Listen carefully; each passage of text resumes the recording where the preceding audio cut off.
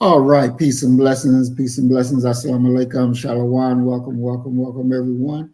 We are live and we are continuing our book study of the Fall of America by the Honorable Elijah Muhammad, chapter 23 and 26. And I am here with our awesome co-host, Sister Maya. Peace and blessings. Welcome to the program, Queen.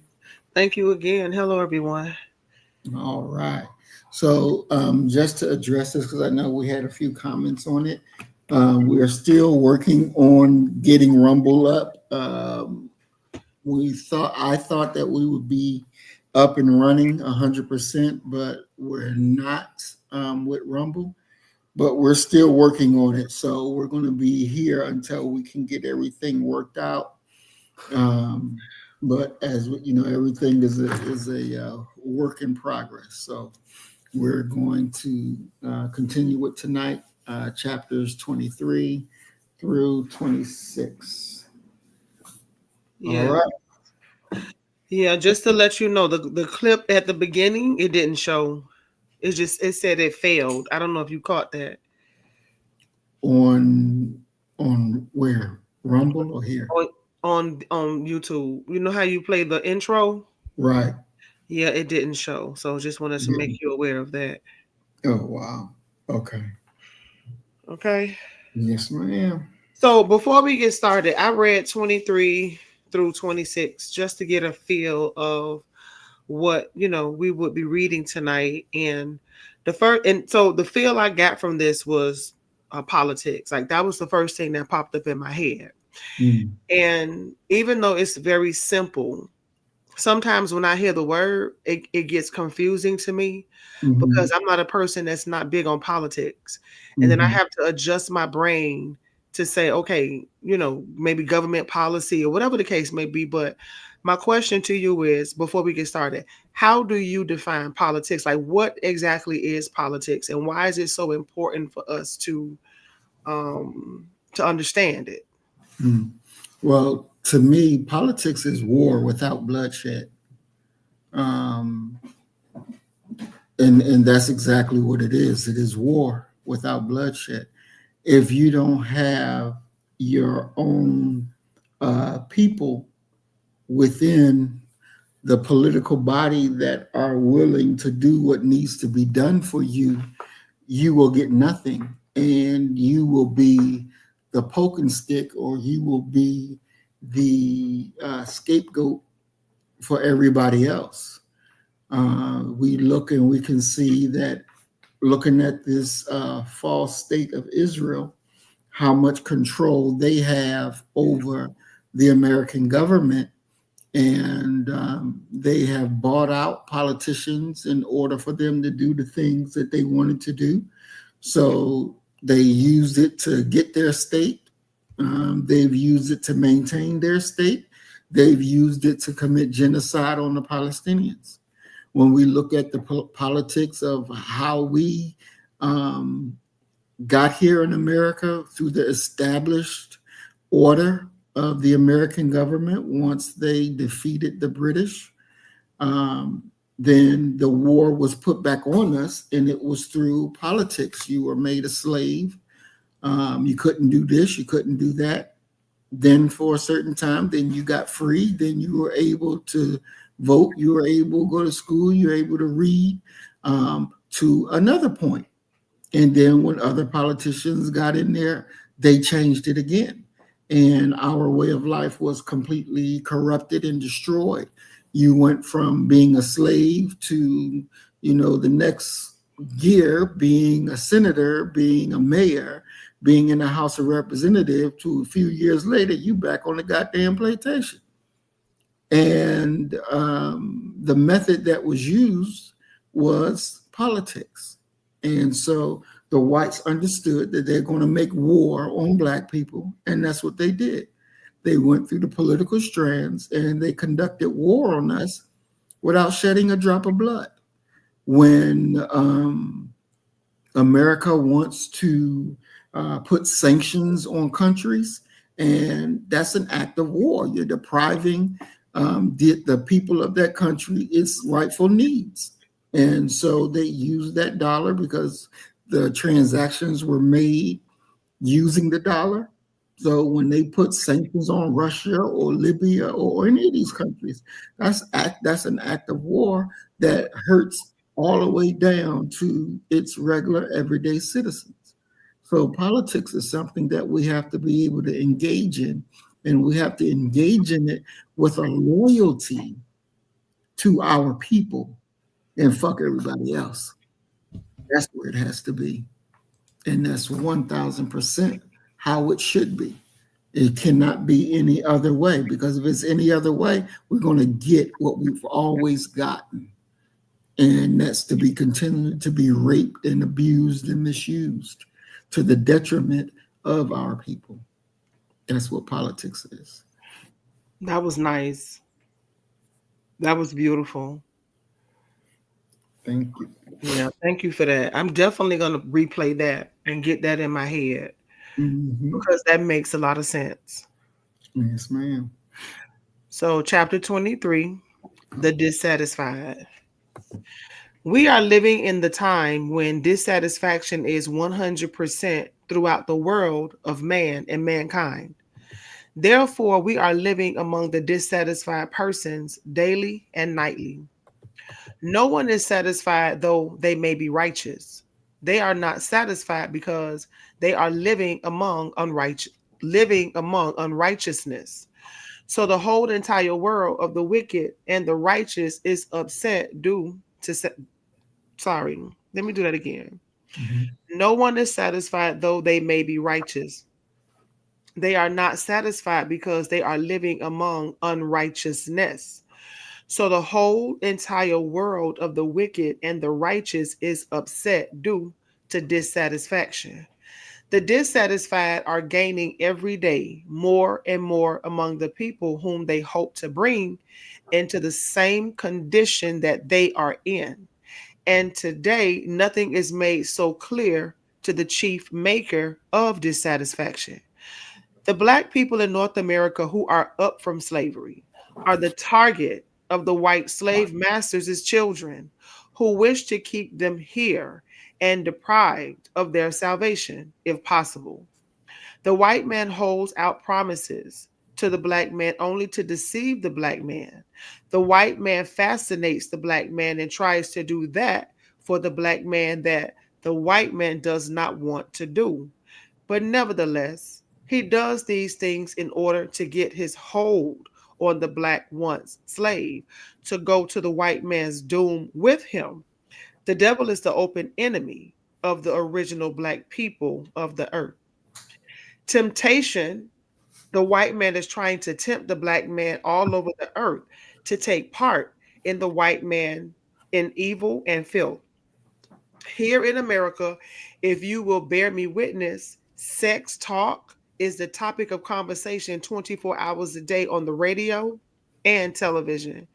These public broadcasts to the people contain some of the most filthy talk and some of the most filthy actions on the screen that we ever dreamed of hearing from a neighbor, even in private, not to think of in public.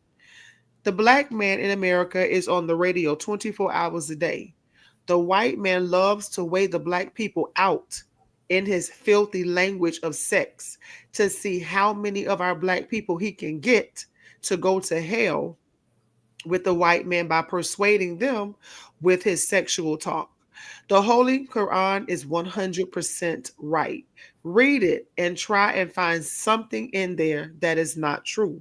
If you think that you have found something, come to me and I will show you and the world that it is true.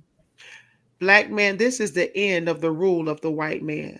Allah came to kill them for mistreating the Black once slave here in America. Allah says in Isaiah that he will kill our enemy and call us by another name, Black brother. This is going on right in your eyes, but you still think that the time is prolonged to the distant future and that you would not live to see it. But I say to you all in truth that you are living in it now. I want to go back to where he says open enemy in paragraph number 4. Okay. Okay. says, but nevertheless, he does these things in order to get his hold on the black once slave and to go to the white man's doom with him.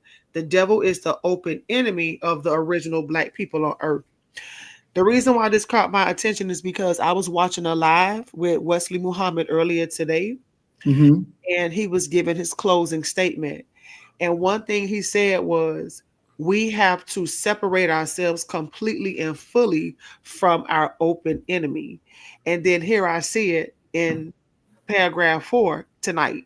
So that's definitely something that I think Spirit wants us to touch on, Mm-hmm. identifying who is that open enemy, like from your teachings and what you are taught. Can you go a little bit into detail about this open enemy? Sure. As we should know, the open enemy is these white demons. They are our open enemy. They are our worst enemy on the planet. And what we have to be aware of, that our enemy, our worst enemy, could even be your mother. It could even be your father, because it's the mindset, even though they may have a black body, but if they're white-minded, they are the open enemy. And their way and our way, there's no equality in that. It's either we're going to get down with them and be on their side, or we're not going to exist. That's what the level of the battlefield is, and that's how it's always been. That's why the enemy wanted to use the word integration to trick us to think that we're getting something that we would never get, and such it has tricked us in such a way that most people think today that we have been successfully integrated into the American fabric, which is 1000% not true. So dealing with the enemy, and it doesn't matter really whether the skin is black, brown, yellow, or white. It is the mindset that is within that skin, how that individual thinks, the level that they think on, and the level that they think on will be the level of their execution on whoever it is that is against their way of thinking. So that's why the Honorable Elijah Muhammad said, you have to come out of the name of the white man. Because when you're walking around, I'm Johnson, I'm this, I'm that, and you see black people proud to wear the name Johnson. How are you proud to wear the name Johnson when you should understand that that was the people who enslaved you? That we're so proud that we walk around, my name is Washington, or I'm with the Thomas Jefferson people. I mean, they have a cookout, picnic every so many years. The slaves and the former slave master get together and have cookouts, and you foolish enough to celebrate this. That shows that your mind, you're not in your right mind. So we're happy to be Johnson, we're happy to be Jones, we're happy to be this, but that's not your own. The Honorable Elijah Muhammad said, accept your own and be yourself. Well, you cannot be yourself if you're still going by the name that the white man gave you. That name identifies who you are. I work in an environment where I have to deal with Asians, Indians, all type of people. But I'm seeing a trend where Asians now, their first names are American names.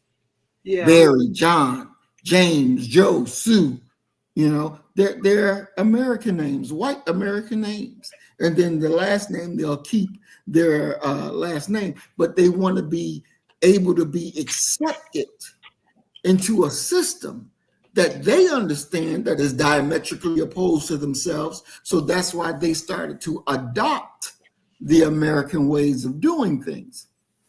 And so for us, we have to, as the Honorable Elijah Muhammad said, separate. We have to come out, because by you understanding, this is not my name, this is not who I am. So I don't live up to that standard. I live up to the standard by which I'm called. So I have a good name, I have a name that represents God, so that's who I represent daily. And into my interactions with people, I interact with them as a God would interact with either another God or how the God would interact with a devil. And these ways keep us understanding our path that we have to go. So we don't celebrate the holidays. We don't go and buy this because they say this is Mother Day. We don't go have this dinner because they say this is Thanksgiving. No, we Mhm. want to come out of the culture that America has set for us, because we should understand that that culture is a way of death. It's the death of who we are naturally. So the more that they can pile on to us, which again is an act of war, because now you're selling yourself out to accept something that is foreign to our being. Another term would be called subversion. And we're subverted every day. This process goes on day in and day out. You're sitting up there, you watching the TV, you see an ad that come across, and you see this ad a few times. Then next thing you know, it gets into your system. And now all of a sudden, you're wanting this thing that you had no need for before.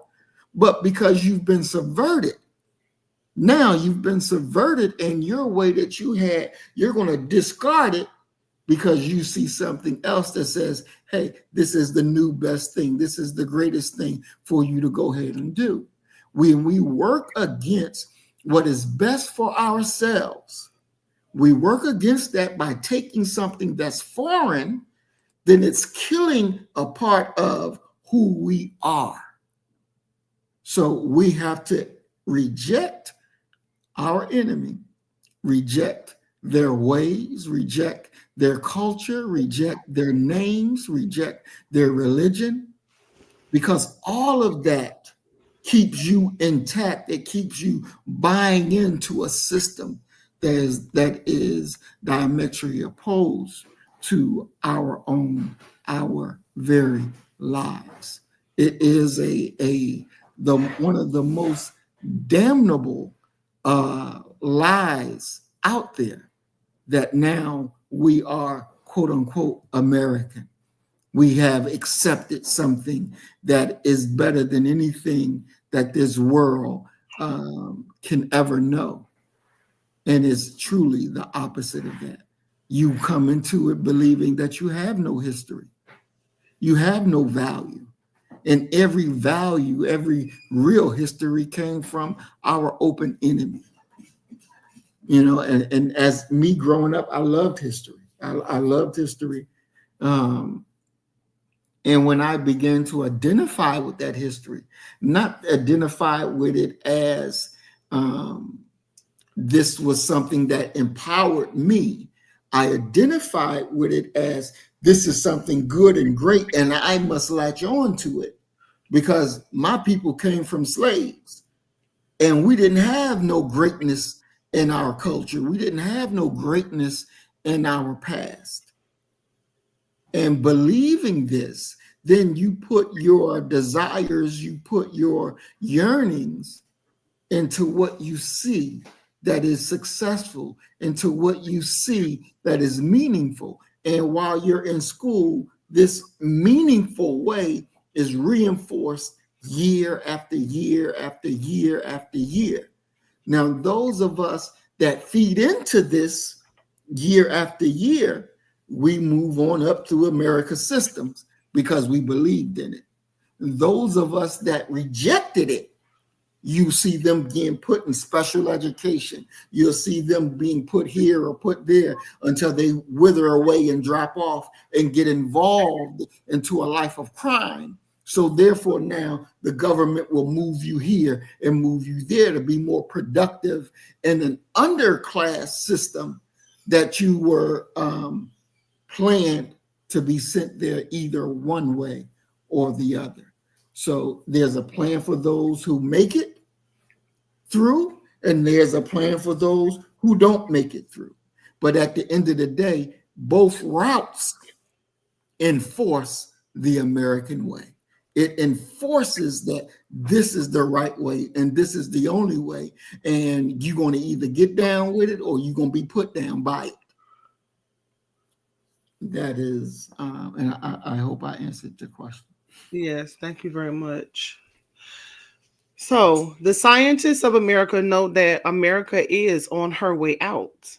And since you, black man, are the righteous perhaps of all, you will be saved. For you are bound to submit when you see what is coming. Allah will take you and me and call us after his own name. As I have preached to you for years, as long as we go in the name of the white man, we are his people to serve him and to go his doom with him. The white man is stripping you of decent clothes to wear. Many of you come out in the public one half nude. He is making you shameless. You are doing something that you did not know you would ever be able to do. But it is in you that you would like to obey the devil and not obey Allah, the God of righteousness, truth, freedom, justice, and equality. It is so shameful for you to sit and let your voices be heard on the radio and television, answering the filthy questions that the white man is asking concerning your own personal self and the way that you think. The white man is only trying to choose you to go to hell with him. That white man knows that there is no heaven for him. There will be a remnant of them saved, but the majority are going down, and they are taking a fighting chance of it in the way of deceiving you to go along with them. That is the reason both books, the Bible and the Holy Quran, teach us not to let the arch deceiver deceive us. Now, I don't necessarily watch, I'm not a fan of Steve Harvey at all under any Mhm. circumstances, but I have seen some instances while I'm scrolling through, probably it may be YouTube because I don't really do social media. And you know that television show that he has, it's a game show, Yes, Family Feud. Family Feud. Yeah, Family Feud. Have you ever seen episodes where they design questions that are very explicit and sexual in nature? And not really, because I don't watch Family Feud. I don't watch his shows either. Yeah, I've seen little snippets, and the questions, they tend to have your mind, you know, think on sexual things. Hmm. And the answer may not be sexual, but the way the question is posed to the to the family is very sexually suggestive. And I stopped just, paying attention to it because I see the agenda behind it. Mm. And Mm. he's one of them. Hmm. And he doesn't care about the condition of our mind. He just, cares about the money. Hmm. Remember when, I don't know if you saw the conversation that Steve Harvey had with Monique, Oh yeah. and he said, remember, and he said something about it was not about, and he didn't give a damn about integrity. It was about feeding his family. Exactly. Yeah. Remember that? What I did he say? remember. Yeah, you're right. He said, "The hell with integrity." I gotta feed my family. This is what this is about. Yeah. Hmm. It's He crazy. sure did. Yeah. Um, so he says, but the devil is doing it night and day. Why do Hmm. you think he has these 24-hour talk shows talking among you and with you? If it is not to get you to a degree with them so that you will go along with them to their doom. Certainly they hate me and the Muslims who follow me, but their hatred does not make any difference with us, just as long as Allah does not hate us. Their hatred goes for nothing if Allah is not hating us. And as it is written, he whom Allah befriends is not disgraced. Allah has always backed up his people who are of the righteous and who believe in him from ancient time unto this day. Fear not, lift up your heads in the pride of truth and love for you, black man, and the God of the black man. The dissatisfied must be removed from the satisfied of Allah and his people of righteousness. The lost found black Aboriginal people in America have the greatest gift coming to them of any people who lived in the past. They will have a new growth put into them, and they will be changed in the twinkling of an eye. as it is written in the Bible and in the Holy Quran. This change will take place after Satan has been conquered and cast out of the earth from among the Aboriginal black people to whom the white man is no kin. Pause. He said also, he said a few of them will be saved or spared. That was a Mhm. few paragraphs. What does he mean by that? And why, if he came to kill them, why is he sparing some of them? Mhm. Right. So he said that there will be a remnant of them that will be saved. And a remnant is, like you said, a very small number. Those that will be saved, those are the ones that were quote unquote good. They will be saved from the big destruction. They will be separated. They will not be around us once everything settles. They will be put off into a different area from us. Then someone from among us will be raised, and when that child is born, that child's job is to go off and kill the rest of them. Wait a minute. Now, where you get that from? That's the rest of that teaching. That's what he has taught, that a remnant will be saved. Those who did quote unquote good by us, they will be saved, but they will be separated from us. And then a child from among us will be born. And once he grows, he will go over and kill the rest of them. Well, that's mean. No, because they have to go, they have to die. They did good, they were against their nature, and that bought them a little time. That bought them a little time. And then when that child is born, their time is up. And Mm. so he's coming to do the rest of the work that has to be done. Marvin, That's why. that sound brutal. No, it sounds justified to me. I call that justice. I call that justice because their nature doesn't change. Even though they fight against their nature to do good, their nature doesn't change. So even though there's a remnant of them, but if you leave them alone long enough, they'll keep reproducing and reproducing, and that's just not going to work. So their good deeds gave them a little extra life. Their good deeds gave them a little extra life, but that judgment is still there and it has to be executed. And that's justice. That's interesting. Mm-hmm. That is interesting right there. Mm-hmm. Whew. And that's in the Quran, or I believe so, but I know for a fact that's what the Honorable Elijah Muhammad has taught us. Mm-hmm. okay, chapter 24, confusion. Hold on one second. Okay. I do want to add, because they were talking about dissatisfaction. And I want to just go over a few things. I looked at a few polls that they have taken, and one poll talks about personal life satisfaction. It says a January 2025 Gallup poll revealed that only 44% of Americans are very satisfied with their personal lives, the lowest point since the turn of the century.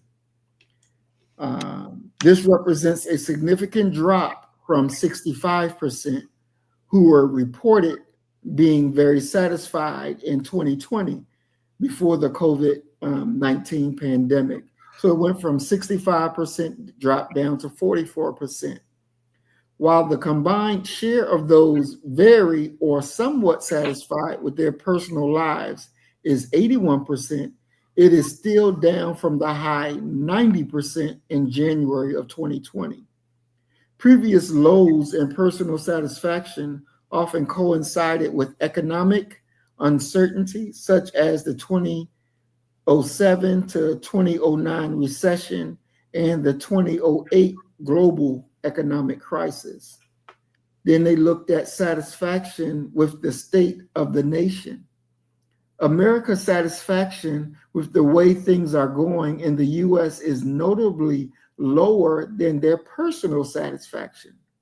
More than 3/4 of the US adults are dissatisfied with the country, with 50% being very dissatisfied. This trend of higher dissatisfaction with the nation compared to personal lives has been consistent since at least 1979. Dissatisfaction with the country has been outpacing satisfaction for over 20 years. And the percentage of very dissatisfied Americans have been the largest group since 2006. Strong dissatisfaction peaked at 66% in January 2021. Then they looked at satisfaction with democracy. A Gallup poll has tracked American satisfaction with the way democracy is working since 1984. In recent years, satisfaction has declined, reaching a record low of 28% in the late 2023, before slightly improving to 34% in 2024. Satisfaction levels were generally higher in the 80s and the 90s. The current levels of satisfaction matches what it was in January of 2021, following disputes over the 2020 election. Other areas of dissatisfaction: the majority of Americans are dissatisfied with several aspects of the national life, including the economy, healthcare, foreign affairs, immigration, and environment and race relations. Notably, a significant portion of Americans are expressed dissatisfaction with the size and influence of major corporations and with the nation's effort to addressing poverty and homelessness. Possible contributing factors to the widespread dissatisfaction: economic uncertainty, economic downturns, high inflation, concerns about the future can negatively impact people's overall satisfaction. Political polarization, deep divisions within the political landscape can lead to frustration and disillusionment. Social and cultural issues, concerns about social and cultural changes, such as issues relating to abortion, LGBTQ plus rights, climate change, can contribute to dissatisfaction. Lack of trust in institutions. Low levels of public trust in government and other institutions can further fuel dissatisfaction. So we see that there's dissatisfaction in personal lives, dissatisfaction in the state of the nation, and dissatisfaction with the democracy. All of these levels are high in dissatisfaction. The Honorable Elijah Muhammad says when you reach 100% dissatisfaction, you reach 100% change. As I was talking with an individual at work today, and I said, we can see a revolution in America happening very, very fast. And this person agreed that they can see it. And this person is not one who definitely listens to Black commentators and, this type of Black power type issue, but they can see the writing on the wall. Everybody can see that the level of dissatisfaction is very great. And so when the enemy understands that he cannot out-trick the level of dissatisfaction, when they can't move to quell dissatisfaction, then you will see more and more movement towards martial law. You will see more and more movement towards it's time to fight. It's time to retake the government. The Declaration of Independence clearly states that when the government does not seek to serve its people, that it must be replaced. So I do expect an inside revolution in America coming very, very quickly. Those who are dissatisfied with their leader, Donald Trump, because they expected a certain way and what they're getting is not what they expected, you should expect 1000% change. Now, in this time that we are in, the question has to be, what are Black folks going to do? What are you really going to do? When you hear people talking about you need to buy gold, you need to buy crypto, you need to buy this, you need to buy that, you have to understand that when the government falls, when the dollar collapses, your crypto dollar is no different from your American dollar.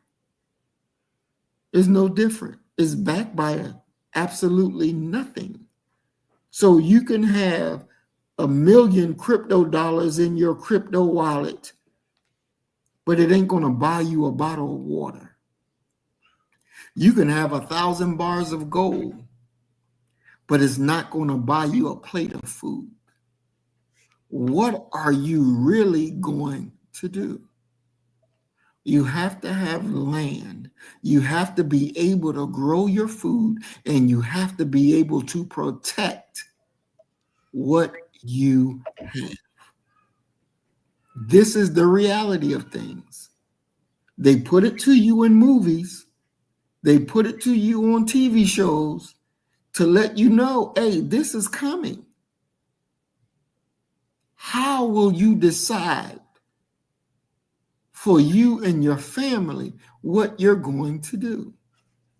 This is why it's important to get into politics, take as much land as you can and hold it.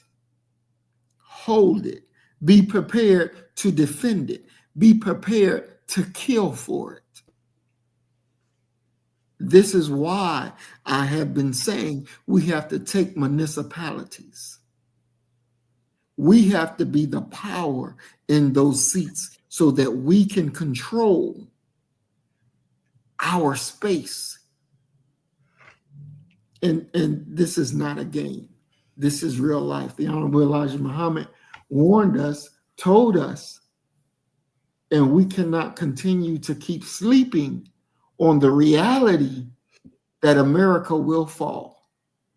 And if you don't control some part of it, you don't have your own way of how you know shit is going to need to be responded to, then you're going to be in some trouble. And so I've said before, national disasters happen while you're out there trying to raid the grocery store. You better go and raid the gun shops first. You better get your guns. You better get the ammo that comes with it, because you're going to have to kill some people, because some people are coming to kill you. And if you check each so-called natural disaster, at the end of it, after the water done came and you see the bodies floating down the river, these are Black bodies. They got bullet holes in their heads, bullet holes in their backs, bullet holes in their chests. And they wasn't doing no looting. But the hunters come in and they do the hunting. They do the killing. That's why I tell you all to get the gun shops first. Secure yourself first. Then go get the rest of the things that you need, because the hunters are coming. And that is our reality and our rest. Let me show you something. I mentioned this to you before because you just reminded me of something. Okay. Remember, I told you every time I travel, I always typically see a Martin Luther King Jr. Boulevard, and Right. I know I'm in a Black neighborhood. Mm-hmm. That's not a coincidence. Mm-mm. And I remember do you remember what I said when I told you that? Why I Yes. think they do it? Mm-hmm. What did I say? To gather us up and to be easily to execute us. Exactly. Mm-hmm. Because everywhere you go and you see Martin Luther King Jr. Boulevard, you know you are in a predominantly Black neighborhood. Mm-hmm. And it's on a map. And Mm-hmm. with these drones that they have and the way Mm-hmm. they can program these bombs, Yep. they can just drop a bomb on our communities in a heartbeat and kill thousands of us Mm-hmm. in the blink of an eye. And I just typed this question into Google, Mm-hmm. and it says, is it on the screen? The Yes. PowerPoint? I Mm-hmm. said, how many Martin Luther King Jr. boulevards are there in the United States? And this is the AI overview answer. There are at least 955 streets named after Martin Luther King Jr. in the United States. These streets are located in 41 states. Mm. 41 states. Mm. Washington, D.C., and Puerto Rico. Many of these streets, especially those in predominantly African American neighborhoods, are referred to as MLK Boulevard. That ain't no damn coincidence, and it's damn sure not to commemorate him because they didn't give a damn about Martin Luther King Jr.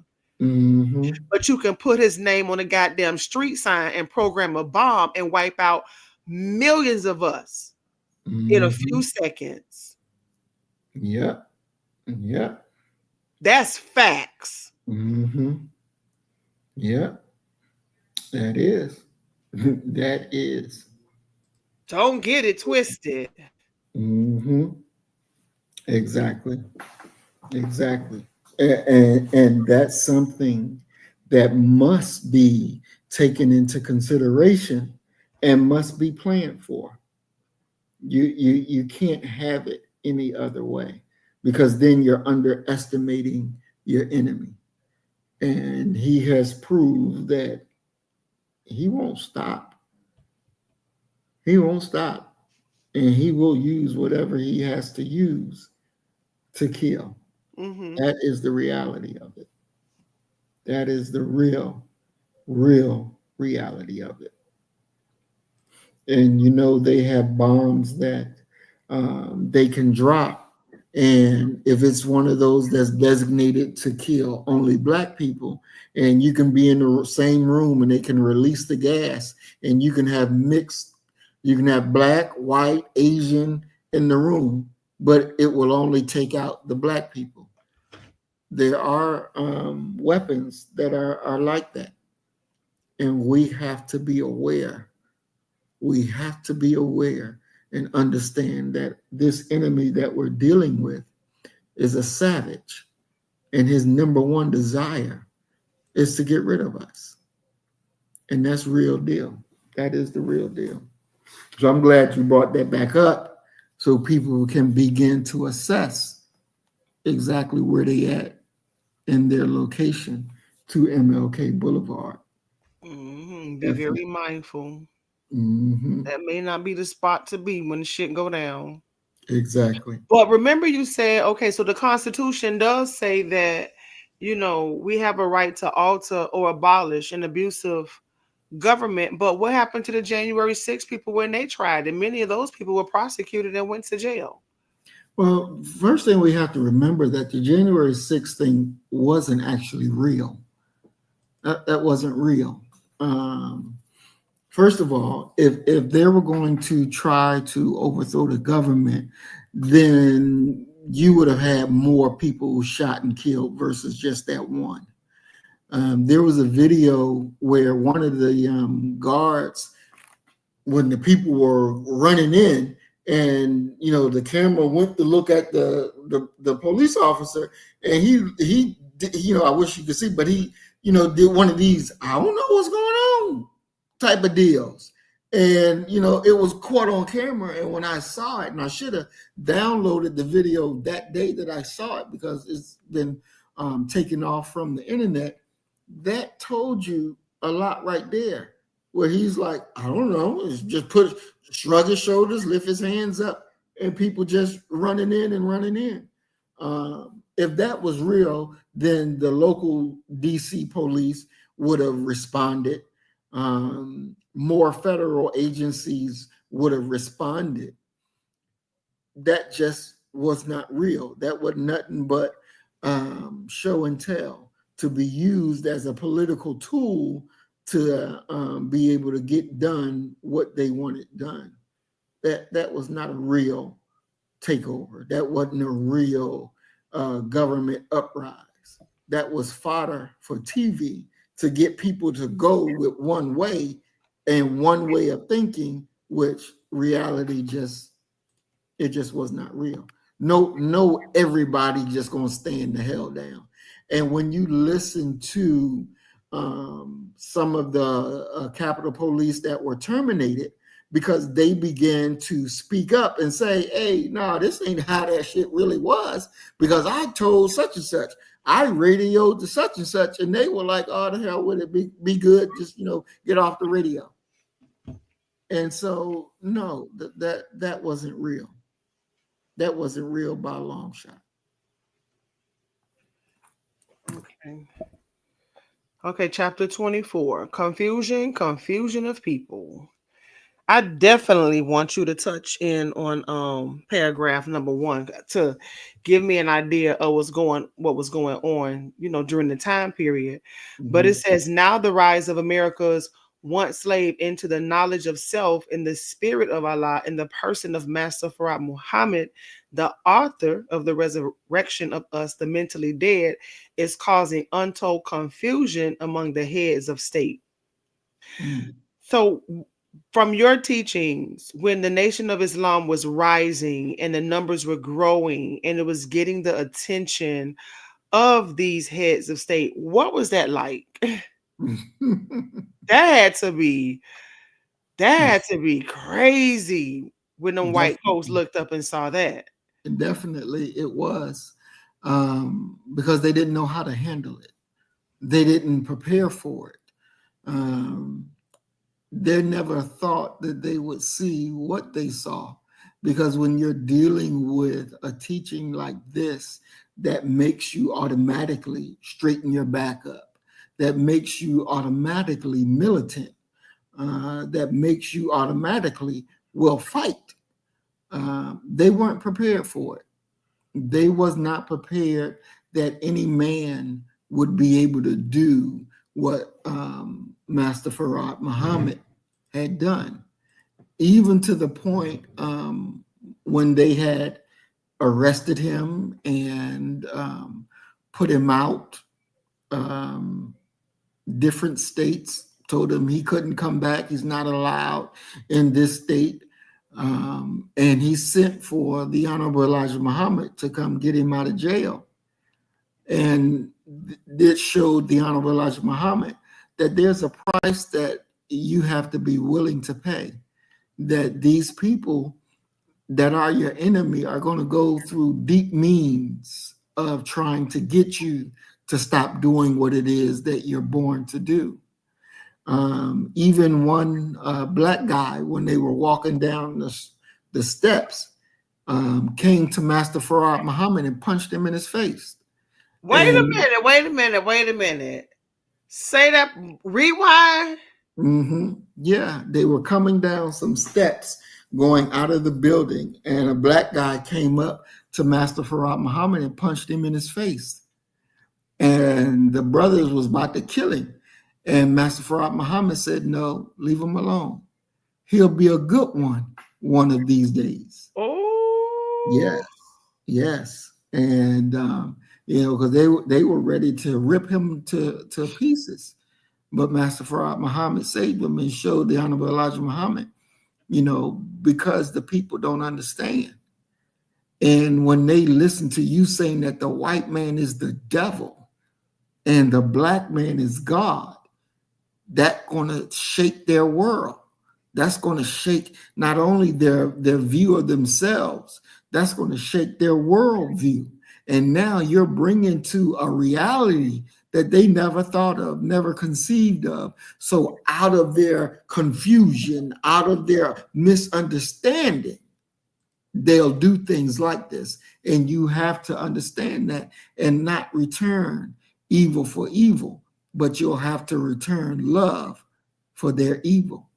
And so it is with the nations of the earth when they understood what the most honorable Elijah Muhammad was teaching. And when he went to Africa and went to Mecca and went to Medina before Malcolm X, and he had to tell them Arabs that Allah came to us in the person of Master Farad Muhammad. He had to defeat them. And he did. They couldn't defeat his argument. And so it was very insincere when Malcolm went there and said that he didn't know that he saw white men drinking out of the same bowls that black men drunk out of. He knew it because the messenger had already been there and told them about it. He knew that and understood that.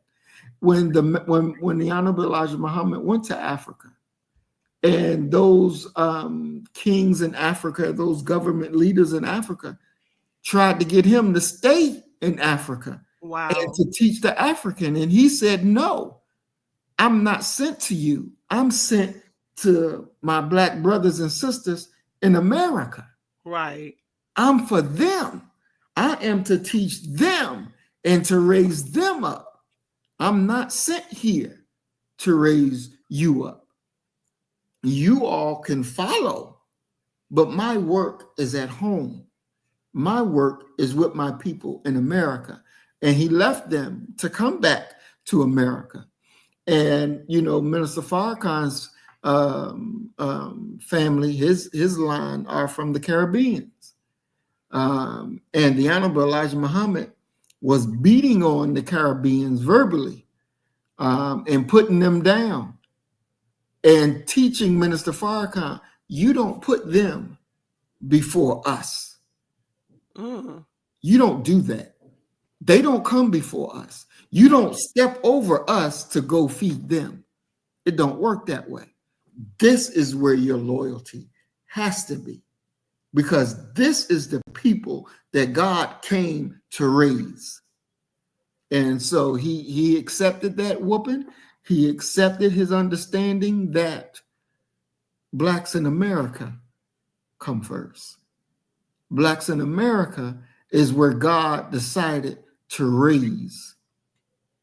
Now, everybody else can be raised. The rest of our black kin throughout the world can be raised, but we come first. We eat first before everybody else. So no other black people can come before us. And so the minister understood that, accepted that, and that's what he went with, because we are first. That's why Malcolm X was forbidden to come to France.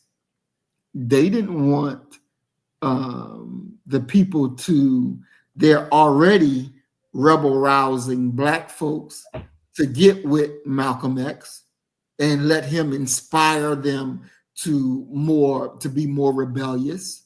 This is why to this very day, the Honorable Minister Louis Farrakhan cannot come to Britain. They blocked him from being able to come there. They don't want him on the shores. Mm-hmm. They don't want him to bring that message there, even though you have a Nation of Islam set up over there, Brother Hillary and them.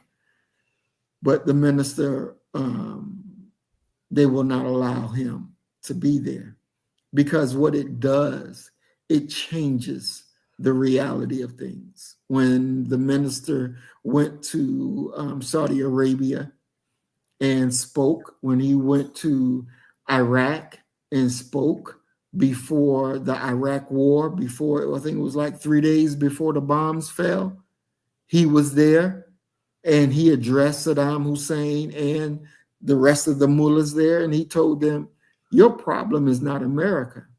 Your problem is you have deviated from the path of Allah. Wow. That's your problem. And until you get right back in accord with Allah, nothing that you do will be correct. Nothing that you do will be successful. And he told that to Saddam Hussein to his face. And Saddam Hussein didn't listen. And you see what happened to Saddam Hussein. He told Muammar Gaddafi to his face You can't trust America. You need to stop trying to be friends with them. Damn. And Gaddafi rubbed Minister Farrakhan's leg to say, it's okay, I got it. Don't worry. We'll be all right. Don't worry about it. I got it. And look at where he's at today. He's dead. Dead. I remember seeing that on television. They killed that man on TV. Exactly. Because he didn't listen to the minister who gave him good guidance. If he would have listened to him, he'd still be alive today. But he wanted to listen to his son. And the son that he listened to, he's alive today, but they tried to kill his ass too. He's alive, but he's not alive in Libya. He's over there somewhere in Europe, but he got his father killed because he wanted to be friends with America. And his father listened to his son. And now his father is dead and the rest of his family is dead because he wanted to embrace Satan. And now look at what he got for it. When the Japanese came to interview the Honorable Elijah Muhammad to understand, what is this that you're teaching? The black man is God? The white man is the devil? How is this? And the messenger breaks it down. And it shook them because they ain't never heard that before. They never heard it before. And he told them straight up. They say, this is what you came up with? He said, no, I didn't come up with this. This is what God taught me. And I'm just telling you what God told me. Wow. And it shook them. It shook their minds. It shook their minds. But they went lockstep, working with the messenger, set up international trade and commerce. He had better rates than the government got, that he got. And so when Richard Nixon sent him an invitation to come to the White House, the Honorable Elijah Muhammad replied to him, I live at 3839 South Woodland Avenue. You're welcome to come see me, but I don't come to you. You come to me. You come to me. And it shook them. Who the hell is this nigga? I'm the president of the United States and he gonna tell me I gotta come to him. I sent you an invitation to come to me. You should be honored to come to me. The messenger said, no, I don't work that way. You will come to me. You will come to me. And so just like Bill Clinton, when he got in trouble with Monica Lewinsky, Minister Farrakhan sent him a letter and told him what to do. Ooh. He said, get your preachers together and y'all come into the lawn on the White House and you talk about atonement. And you seek atonement. You seek forgiveness for God for your wrongdoings. Right. And you will be given a measure of relief. And he did exactly what Minister Farrakhan told him to do. By word, he did exactly what he told him to do. And that gave him that reprieve. That gave him that reprieve. And if you see, there's a picture of him at Aretha Franklin's funeral, shaking Minister Farrakhan's hand. Wow. Mm-hmm. Yeah. They know who the man of God is. And it shook them to their core. It shook them to their core. And that's why, when I begin the political hunt, and, as we spoke before, I'm not changing a damn thing that I've said. Because all of this, they'll pull it up. This man said that the white man is the devil. This man said that white people are a scientific experiment. He said that these Jews are fake. They're going to pull all of that up. And I'm not going to run from it. I'm going to say, you damn right, that's what I said. And it's the truth. You can't prove it to be wrong. And the dissatisfied of our people, when they hear me say what needs to be said, they're going to back me 1,000%. 1,000%. It's going to be a revolution, 1,000%. And when our people that understand and see that I won and I got there and I didn't change a damn thing about who I am and what I say and what I believe and what I know, others will say, I'm running too. I'm going to get in there. And it will begin to change the landscape that we operate off of. And we will see the war plans, the Black First war plans, come into full effect. All right. Yes, ma'am. Here we go. So the scripture is being fulfilled, wherein it prophesies that in these days, meaning the end of the wicked world of Satan, rulers are against rulers, kings against kings. In the days of the prophets, there were no heads of government who were given the name president. Rulers were referred to as rulers and as kings of the people. The prediction of the prophets who wrote our future before we lived is now coming to pass. The slaves, or a foolish person, as they are referred to by Moses, are vexing the slave master. Today, as these prophecies are now being fulfilled, we are not surprised at the truth God gave to us through the mouths of his prophets coming to pass, as it was prophesied.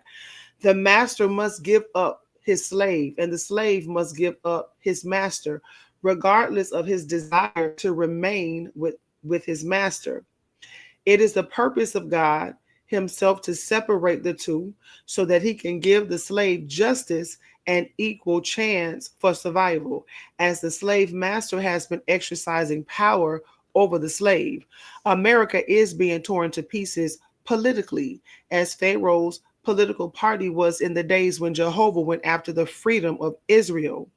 Egypt was plagued with droughts, great hail, storms, rain, and fire, according to the Psalms, running side by side, fire and water. These plagues now are visiting America from Almighty Allah. Our people who have no knowledge of the book and scriptures can make grave errors in trying to continue with the old world of the black man's enslavers and enslavement. There are many of our people, especially among yesterday's leadership, who desire to lead the shackled slave into more secure shackles for the sake of the master and for the fear of the master's dislike of the leadership. This found among the spiritual leaders more than among the political leaders of Black America, which makes manifest to you that the spiritual leadership fears not the God of truth and justice, but fears the enemy of God, which is God is the Father of freedom, justice, and equality of man. We must have unity with the Black nation of the earth, of which you and I are members, and who are leaving in search of us. Since now, having the knowledge that we were bound in the chains of slavery in the Western Hemisphere of our earth, we cannot come forth, making the steps of freedom towards a free people until the shackles have been cut to allow our steps to be made freely. It is written so plainly in the last book of the Bible that the fearful and the unbelieving leadership and their followers of the enemy or the beast, and the scripture does not try to hide, giving the slave master one of the worst names, as he is like a savage beast against the black man of America and the world. The people of God shall go down with the beast in a lake of fire. Our unity with God, who has already appeared among us in the person of Master Farad Muhammad, to whom praise is due forever, will set us in heaven while we live and on this earth, our national home. That's 24. All righty. All right. I was looking for the video that I wanted to play for that part. While you're finding that, what came to my mind is I do understand that we have a large family in terms of our being black, Mm-hmm. and I know that that's a misnomer, but nevertheless, people know what we're talking about. But for black people to go to Africa or anywhere, especially in third world countries and countries that's just developing, for us to go there, I I've heard a lot of people say, and in some regards, I feel the same way. We really have to change our attitude and get our stuff together here first, Mm-hmm. because a lot of the things that we do here, I wouldn't want to go to Africa and be around black people bringing that black mentality with them. Mm. I wouldn't want to go to Africa to see black people walking around with Santa Claus hats and going on Easter egg hunts and celebrating traditional holidays that we do here, taking that identity and traditions with them. You know, Mm-hmm. so I understand what Elijah Muhammad said. He said we got to break these shackles here first. Mm-hmm. We got to get it together here first, because it's so much of us that we literally have to shake off. And that is why the message tonight is standing out from the first paragraph, our open enemy. We got to separate from every aspect of the enemy, Mm-hmm. every aspect of what they have poured into us, that we have embraced those traditions, those holidays, the the music that is so profane, what we see on television, Mm-hmm. the way we behave in our relationships. It's just so much of us that needs to be shaken off Mm-hmm. and embracing a new identity, and leaving no remnants of who they are in our hearts. Mm-hmm. Because I tell, even like people on my job, sometimes when they have problems or whatever, they sometimes people come to me, and because I'm always by myself. I don't like to be around, really, I don't like to be around Christians. I don't, because especially diehard Christians, and you think about this AI, and you see how people are easily led astray. And look at even the Jim Jones situation that we were talking about last week. And Mm-hmm. you have a lot of people who are diehard Christians who will do anything in the name of Jesus. And I told you this before. I try not to be around Christians, because if they are led to believe that Jesus has come back, right? Mm-hmm. And this scammer who's this scammer who is claiming to be Jesus tell that person to kill me in his name, these dumbass people will do it. Right. Mm-hmm. And I don't know why I I think like that, but I do. And so not sometimes I tell them, I say, I can't be around you because you love Jesus too much. And if somebody pull a rug over your eyes and tell you to kill me in Jesus' name, I say you'll do it. So I got to keep my eye on you, Mm. because I don't trust you. And I'm not afraid to tell people that I don't. Look, I've been through too much, and I can't sugarcoat that. And it's the truth. I Mm-hmm. can't be around you. I don't want to come around you. I don't want to be in your house. I don't want to get too close to you. No, I don't want to be your friend, because you a goddamn Bible thumper and you dangerous to me. Mm-hmm. I got to keep my eye on you. Right. Because when they Mm-hmm. come to heaven or hell, like you have a lot of people, they really fear going to hell, not understanding that hell is a condition of your mind and your living situation. Mm-hmm. And no matter, even like when I used to when I came in, when I denounced Christianity, like when I denounced Christianity, I really wanted the world to know, especially black people, because I wanted them to feel what I felt. Mm. And I really wanted people to be free from these religious shackles. And people were too afraid. And what Mm. they feared the most was hell. And Mm. so, I just try to stay clear, because, like I said, I do believe that these Bible thumping Christians will kill me in the name of Jesus, because at the end of the day, they fear going to hell. Mm. And I Mm. don't trust them. Mm, I don't. mm. You know, that is a big statement that, you know, they will kill you because they don't want to go to hell. I mean, when we just weigh that statement, um, that's true because so many, so they believe so hard in it. You know, "Well, I'm gonna go to heaven. I'm gonna see this person again. I'm gonna do that." Um, but that's just not reality. That's just not reality. Yep. I mean, you and I know that. Hmm. But to a diehard Christian, you never Hmm. know. You Hmm. never know. And I'm not going to leave my health, my sanity, and my safety in the hands of someone who, they sold out for Jesus. Hmm. I'm not doing that. Hmm. I won't even go into a Christian church because they don't even check your bags. Exactly. No, you're not checking nobody bags. Everybody just welcome to walk in the church. Hmm. So no, and then man, I went to the mosque one night and I had every man, I was on my Rambo that night and I forgot. I literally forgot. And I got to the door and I remember and I had to go all the way back home Mm. because there was no way I was getting up in that mosque. It wasn't Mm. gonna happen. And so I didn't even get mad because it was my responsibility, Hmm. to put everything away before I even got in the car to go down and fellowship with my brothers and sisters. But I could have walked straight into a Christian church with all that shit on me and nobody would have ever known.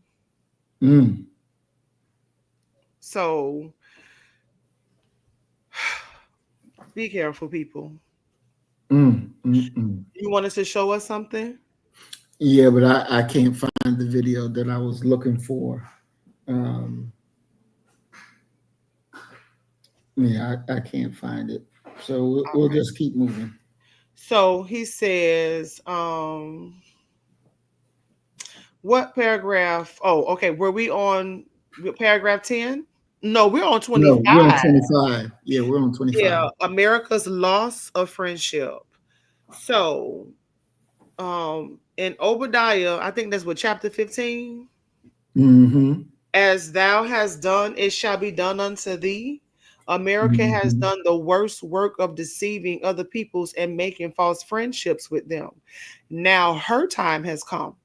No one wants to trust her for friendship, for she has deceived many nations. In Revelation chapter 12, the Bible prophecies of America under worst names that could be given to a human being: serpent, snake, Satan, devil, and the deceiver of the people of the earth. Therefore, the black man is warned in Revelation chapter 18, verse 4, come out of her, my people. This scripture warns the black man to give up Babylon, which is a symbolic name meaning America. America has tormented the black man. Now a tormentor is after her. The divine tormentor says that we should not be partakers of the divine torment coming against America from Allah, who came in the person of Master Farad Muhammad, to whom praises are due forever. This means separation. We must separate ourselves from America so that we will be saved from the stroke of the Master, who is God Himself. Allah is whipping America with all kinds of calamities. So is it baby Babylon or baby London because America came out of the British? I mean, it's Babylon, but you could put it baby London. You actually could put it baby London since it did. America is the child. Child, yeah, the child Hmm. of the British. Yeah. Hmm. Yeah. And he said America has tormented the black man. I was reading today about black codes and the southern politicians, the southern white men did everything pretty much within their power to return us back to a state of servitude. Mm, They simply tried every tactic that they could to institute a new type of slavery under a different name. Did you know there was a tax on fishing? Black people had to pay a tax just to fish in, no, in I some didn't hear parts of the South. Yeah. that. Mm-mm. We were already in communities that were deprived. Mm, You know, you don't want to open up job opportunities for us. If we try something, you snatch it away from us. You come take our business, you come take our land. Oh my God, you don't want us to go into certain schools because you want to save the best of the best for yourself. mm, And there were so many of us who were so poor, and the only thing that we could do was fish. And mm, so when white people found out that we were fishing to eat, to have dinner for the night, they literally instituted a tax. They imposed a tax on black people just to fish in public porta and public waterways. mm, It's mm. nasty. And you know that what you just said brings back to me what May was saying, that they ate worms, that they, the things that they ate from off the ground. And the thought did come to my mind, well, why they just didn't fish? You can go fish for free. And then now you're saying that you had to even pay to fish. Hmm. So this is why they were eating worms and all that other stuff she was saying from off the ground that we would never even think to eat. Mm, mm, mm, mm, Just ridiculous. mm, For somebody's mind to be that depraved, mm-hmm. to even sit and think of ways to torment us. That's Mm. not human. No, that's not. And then not only to think about it, but to execute it, to take photographs of it and make it a part of a Mm-hmm. public of a postcard, right? Mm-hmm. And send it through United States Postal Service and it reached the destination. Mm, mm, mm. That's not human. No, no. Because they got plenty postcards showing Mm-hmm. pieces of body parts, Mm, men and women charred from fire pits, mm. right? That's right. That's America right. has tormented us, Mm-hmm. but it says now a tormentor is after her. Did you see I think it was Jerusalem was on fire last week? Yes. Mm-hmm. What was going on with that? Mm-hmm. They said it was a wildfire um, that struck them, but I'm thinking, or I'm hoping that somebody actually set the damn thing on fire. Well, they Uh, said they arrested 18 people. oh, they did. I didn't hear that part. And you know that whoever those people are, they're going to torture those Oh individuals. yeah. Oh yeah.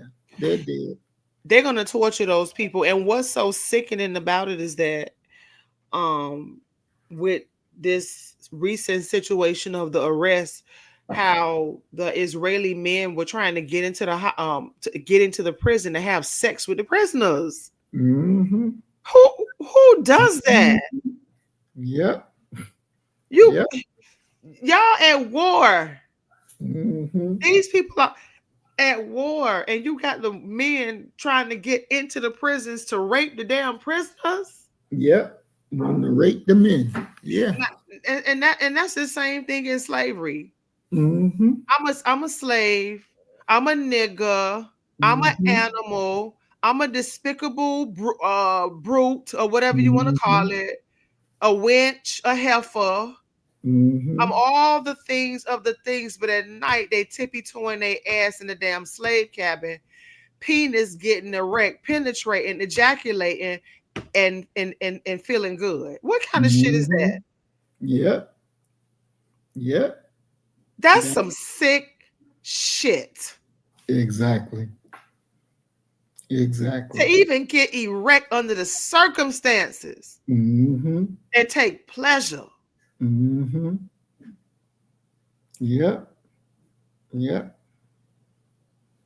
And that's what they done. That's what they do. Because what they want to do, they want to take the manhood away from the man. So by you raping another man and you're making him be now submissive, you're making him to lack his own power to defend himself. You're taking his manhood away from him. That's what you're doing. So they want to go and rape the Palestinian men and believe that it's going to take the fight away from them. It's going to cause them such shame that they'll go kill themselves. How do they go home to their wives knowing that another man done screwed you in the behind? That's psychological warfare on it. See, that's when it's time to kill. Most definitely. That's when it's time to kill. Mm-hmm. And that's justified. Mm-hmm. Yep. That Yes. right there, that's justified. Mm-hmm. Because that's the only way. If I was a man, that's the only way I could go on. Exactly. Knowing that the violator has Mm-hmm. been officially escorted Mm-hmm. into a realm where they're no longer among the living. Exactly. Trying to Yep. get my light out. Yeah, they would have to go because that's disgusting. Mm-hmm. Yep. All right. And you there's no way when you look at all the crimes that they have done, there's no way you can say that these demons are human. They have no humanity whatsoever. They have no humanity. When you call them snakes, or what do you say? You call them rattlesnakes. When you call them rattlesnakes, a rattlesnake doesn't have any humanity. This is who they are. And the moment that we truly understand this is the moment that we become free. We have to truly understand that. And so just as these men would rape another man to take their power, to be able to control them, to inflict suffering that is really mess with you mentally, and you're left with nothing. You're left with absolutely nothing. But now you're a victim. And they go off and laugh about it. And a few minutes later, you wind up killing yourself instead of getting up and killing them because they've earned it. They've earned it. No matter how you try to slice it, they've earned death. And we should welcome it. We should really welcome it. Up in church, what they call it, they get the Holy Ghost. Well, when we see our enemies dying, we ought to be getting up there dancing and getting the Holy Ghost, praising God for his justice. That's something to shout about. That's something to praise God about. And that's what I would like to see. So that's like, I don't even know if I should say that on YouTube. I'm gonna hold that, but sometimes, like when I hear of somebody dying Mm-hmm. violently, the Mm-hmm. first thing that pop up in my mind, like, okay, was he white or black? Exactly. That same thought. I had that same thought. I ain't gonna lie, like, it can be violent. And I'd be like, okay, was they white or black? Mm-hmm. And Yep. you know the rest from there. Mm-hmm. And I thought about Michael Donald's mom. Mm. And because when they do um the death penalty, the family is able to watch. Yep. And I thought about her this morning. Was she there, present in the prison when the man who lynched her son was executed by way of an electric chair? Mm. I would have loved to be a fly on the wall Mm-hmm. to see what that, was like. But I want to read something to you. I want to read something to you real quick. And Okay. this is from my book, The Amistad Rebellion. Pretty sure you're familiar with the Amistad Rebellion, correct? Correct. Mm-hmm. I'm gonna try to make this real quick. So, and the reason why I want to read this is because I have so many markings in this book. This was one of the first books I read on my journey out of Christianity, and it's a sticky note in here that I wrote, and I'm gonna read that last to share with you what was on my mind. That's like the revelation that came to me. So Okay. during the moonless early hours of July 2nd, 1839, several captive Africans quietly slipped out of their fetters in the hold of the slave schooner La Amistad. One of them had managed to break a padlock, which made it possible to remove the chain that reeved them together and held them down in the hold below the main deck of the vessel. 49 men and 4 children made up the human cargo of the Amistad. They had sailed from Havana bound for the new plantations of Puerto Principe, Cuba. A few hours later, in cramped, airless quarters below deck, they had made a collective decision to seek a different fate. A group of 4 men, Cinque, Facorna, Moru, and Kimbo, led the way as they climbed up and out of the hatchway onto the main deck. They moved with the grace and precision of warriors accustomed to daring midnight attacks. They picked up belaying pins and barrel staves and stole over to the ship's boat, where the mulatto cook and slave sailor Celestino lay sleeping. They bludgeoned him to death. As more men escaped their irons and swarmed up on deck, they opened a box of cane knives, tools that were meant to use in cutting sugarcane, but which would now serve the purpose of self emancipation. I'm going to stop right there. It's a little bit more, but this is what I wrote in my notes. Use their weapons to kill them and free yourself. Mm-hmm. We got to That's use their weapons against them. mm-hmm. They all around us, Mm-hmm. but we using it on each other. Right. And we're sitting and thinking like there's no end. No, there's an end to this story, and it's in our favor.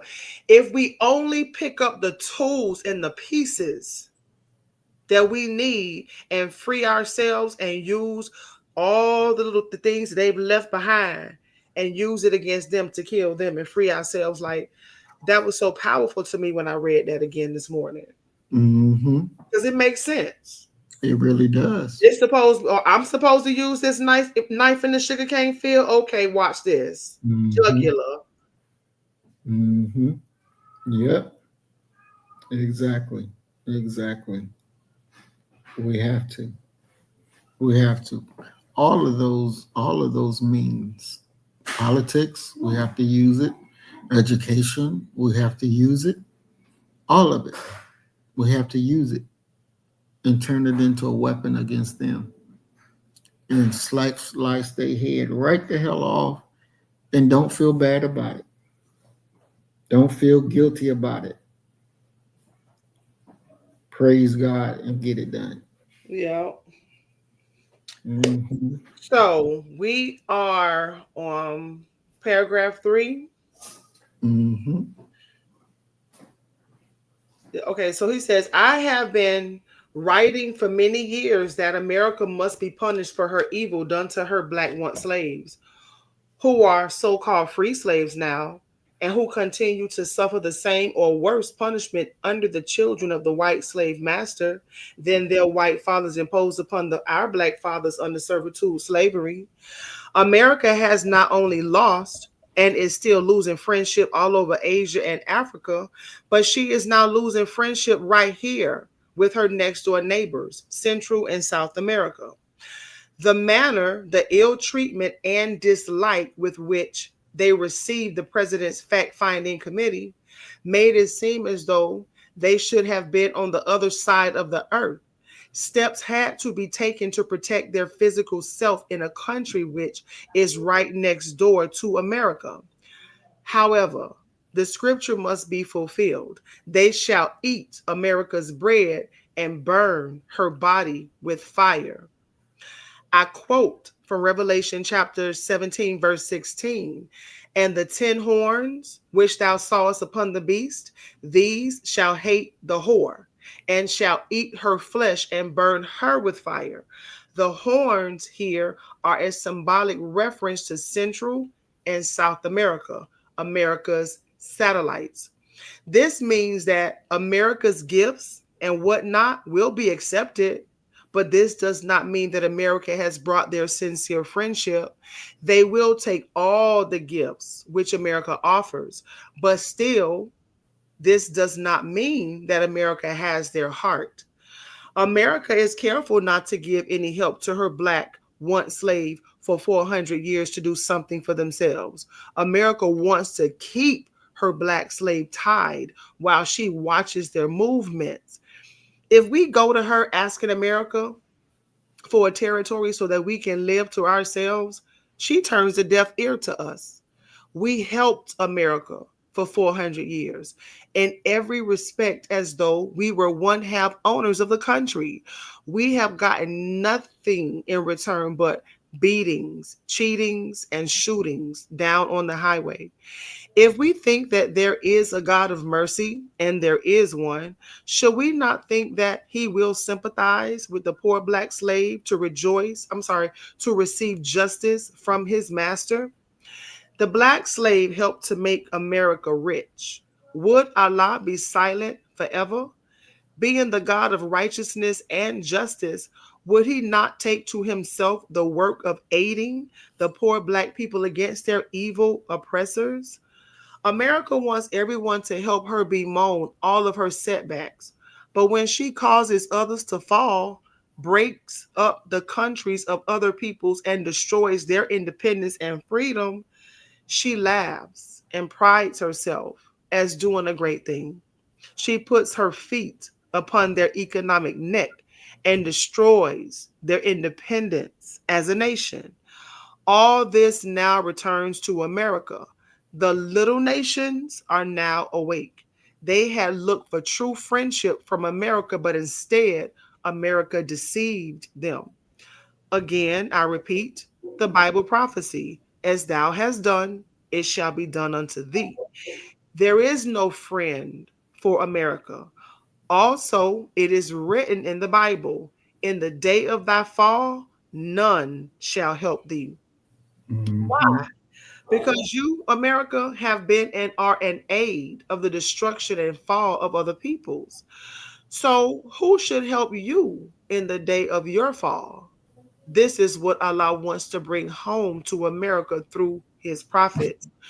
The Holy Quran refers to America in this kind of prophecy. When her doom comes, there will come one calamity after another. As soon as she thinks she is getting over the sore made by a previous calamity, another will attack her. America is undergoing all that is prophesied against her. It's nothing new. It is well known. We have been eating the bread of affliction and suffering the poisonous bites of our white slave master. It has caused actual death of our proper mental way of thinking. The natural brain of the black slave is poisoned and cannot think for itself. So Allah is and so Allah is asking us to separate from white America. But the mental dead do not want to go from her, for they have not yet gotten the knowledge of truth of our God, Allah, and his mercy for them. The black slave children are victimized by the white slave master because of the condition of the white slave master brought our black slave fathers up in. They do not readily hear the right answer to the problem. Regardless to how I cry in their midst, they are poisoned and mentally dead. Wow. Wow. I want to share this video on China, and a quick video on Hugo Chavez, who was president of Venezuela. Let's see. I need to go.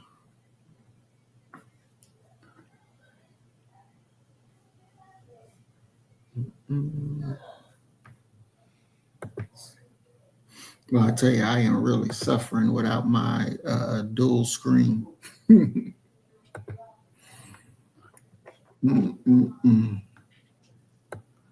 Okay, let's see. I think it's this one.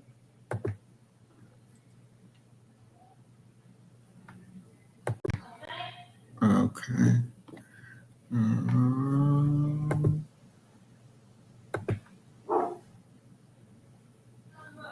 Okay.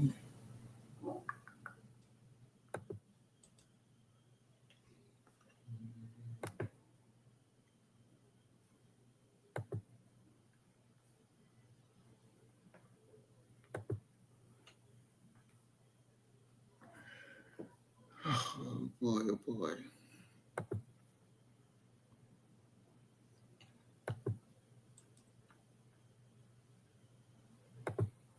While you're doing that, I was watching a video the other day, and it was talking about how the music industry, politicians, and private prison systems work together to make sure we fill those spaces.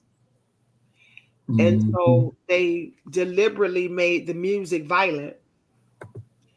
And Bill Clinton, it was something in regards to working with Bill Clinton to bring about that crime bill. And, just privatizing the prison system because it's, they all work together. And that's why Elijah Muhammad was saying, it messes, being around them, it messes up our way of thinking. Exactly. 1,000%. 1,000%. He said it has caused actual death of our proper mental way of thinking. The natural brain of the black slave is poisoned and cannot think for itself. I cannot stand when I see people on social media mimicking what they see. Grown adults. Right. Literally grown adults. They see something on social media and they go repeat it on their job. They repeat it in their home. I work around a bunch of followers that I find it disgusting. And they ask me, why don't you want to participate? And I tell them, because I'm not a follower. I know where you got that idea. I see little snippets of that on social media. I see it running across my YouTube feed or shorts or something like that. And I scroll past it. Sometimes I block these people or just say, I'm not interested in this, because I'm not. But I'm not a follower. Right. Exactly. So you can stop me from just You good. You good. We got the video chimed up. It's ready. Okay, I'm ready. Okay. You get destroyed. If you want to bomb China out with nuclear weapons, you will be wiped out with nuclear weapons. That's the mutually assured destruction theory, magic theory, that everyone in Pentagon, everyone in Washington, D.C. should fully know about. China is not going to be pushed around, and China will fight to the end, one way or another, peacefully or otherwise. So the choice is in Washington. China wants to be a partner of the United States rather than being a slave of the United States. So I'm going to play it one more time. This time, it's the whole one. Want to impose war on China, you get war. If you want to destroy China, you get destroyed. If you want to bomb China out with nuclear weapons, you will be wiped out with nuclear weapons. That's the mutually assured destruction theory, magic theory, that everyone in Pentagon, everyone in Washington, D.C. should fully know about. China is not going to be pushed around, and China will fight to the end, one way or another, peacefully or otherwise. So the choice is in Washington. China wants to be a partner of the United States rather than being a slave of the United States. And so here you have it. America saying rough, rough, and China saying rough, rough, rough, rough.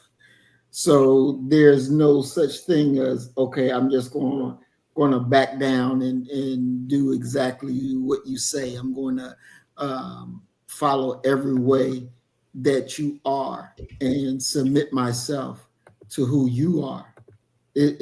We're in a different playing field. We're in a different time, and the countries of the world are saying, "Nah, America, you trying to say fuck me, but I'm about to say fuck you." That's pretty much what he said.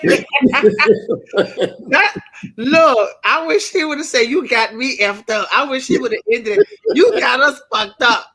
I wish he would have. He should have called me. He should have called me and said, "How do I end this?" Mm-hmm. Mm-hmm. I would have told him how we say it over here.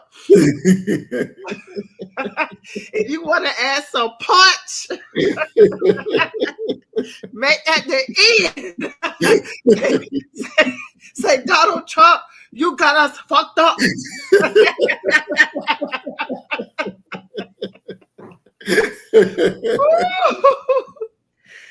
Most definitely. I got one more video. This will be the last one. This is of our great brother Hugo Chavez, who was the president of Venezuela. This is back in 2006 when President George Bush was president of America. Let's check this out.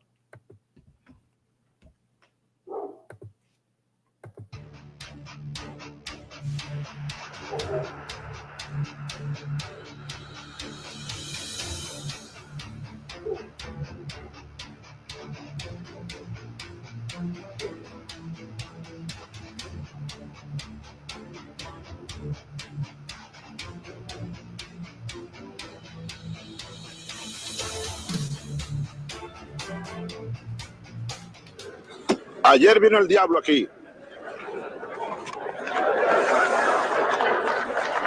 Ayer estuvo el diablo aquí.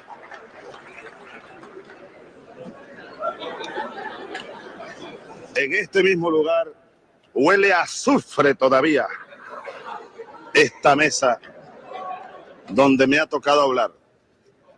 Ayer, señoras, señores, desde esta misma tribuna, el señor presidente de los Estados Unidos, a quien yo llamo el diablo,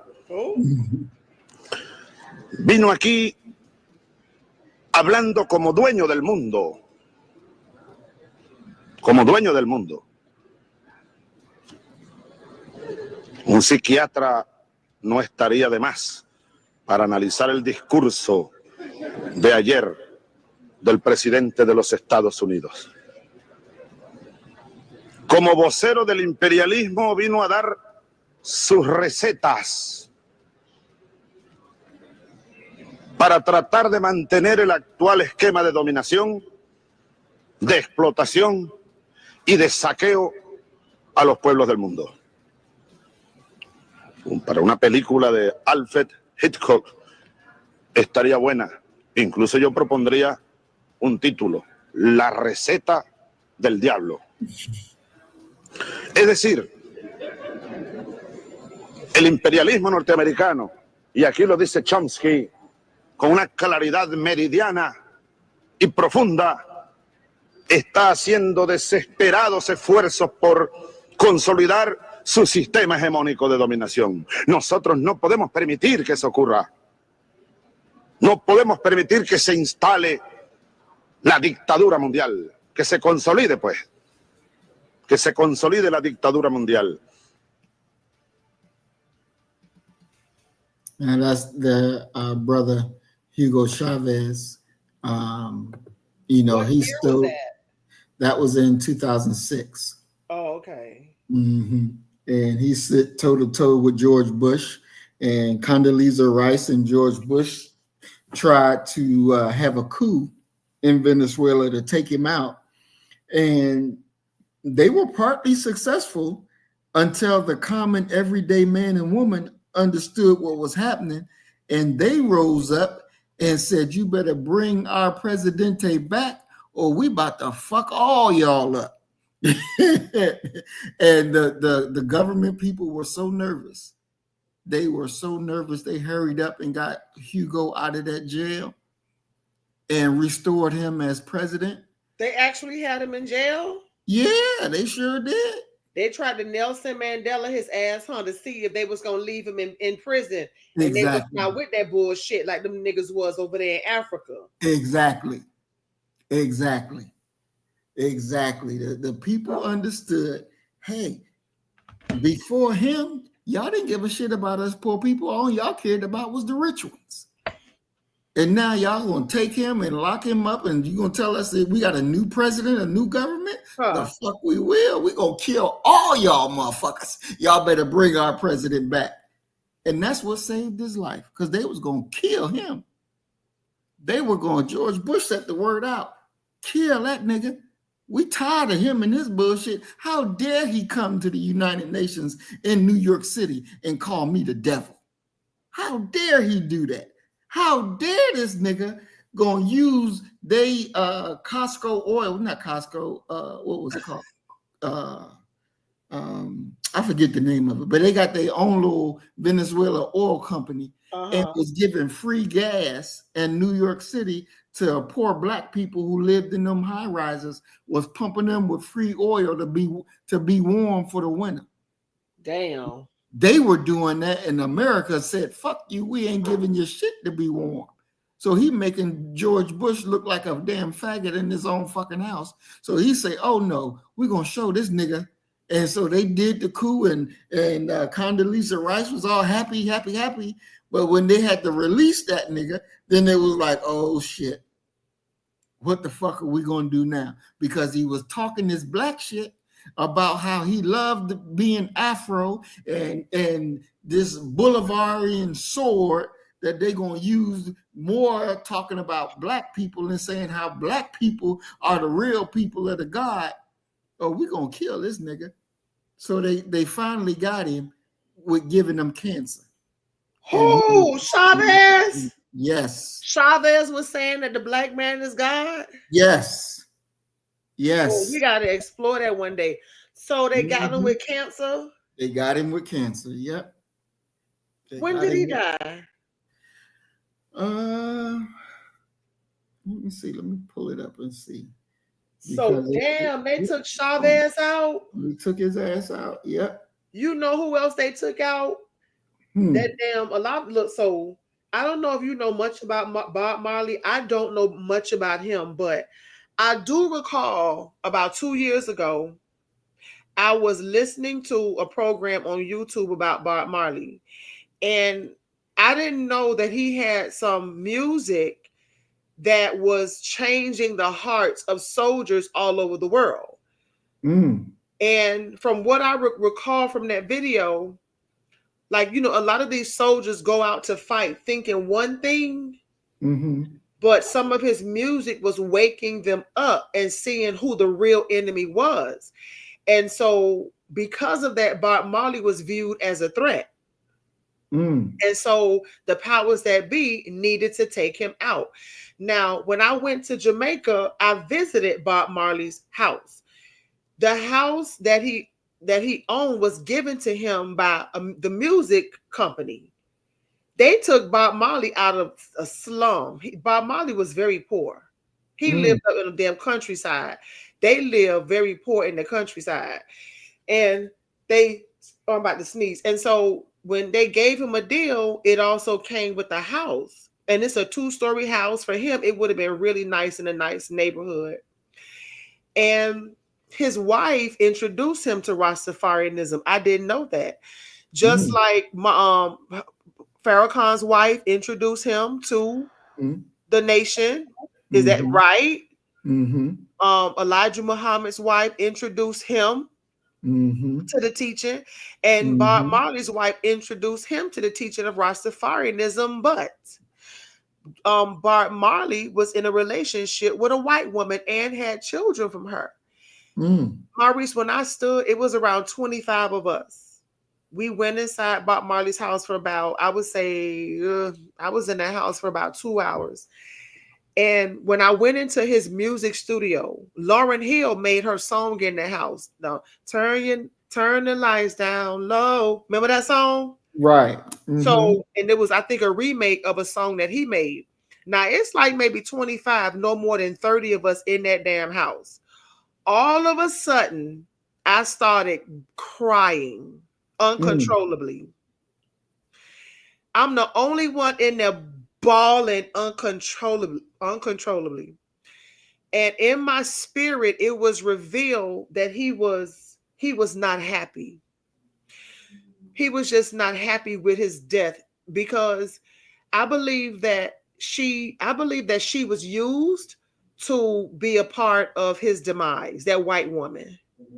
Because how you gonna be a goddamn roster and you talking black but you sleeping white? Right. And here you, and then on top of that, he made the song that he made about I forgot the song that he made, but it was a love song he made to the damn white woman, and expected his black wife to sing it on stage. And Rita Marley said, I ain't singing that damn song. Yeah, Rita Marley said, I ain't singing that damn song. When she found out that Bob Marley made that song to that white woman, she said, I'm not singing that shit. And I know for a fact, spiritually, because I felt him. I felt Bob Marley. I felt what he was feeling. That man, one, did not want to die. And number two, he knew he fucked up by sleeping with that white woman. And I believe that by engaging in a relationship with her is what opened him up to his demise.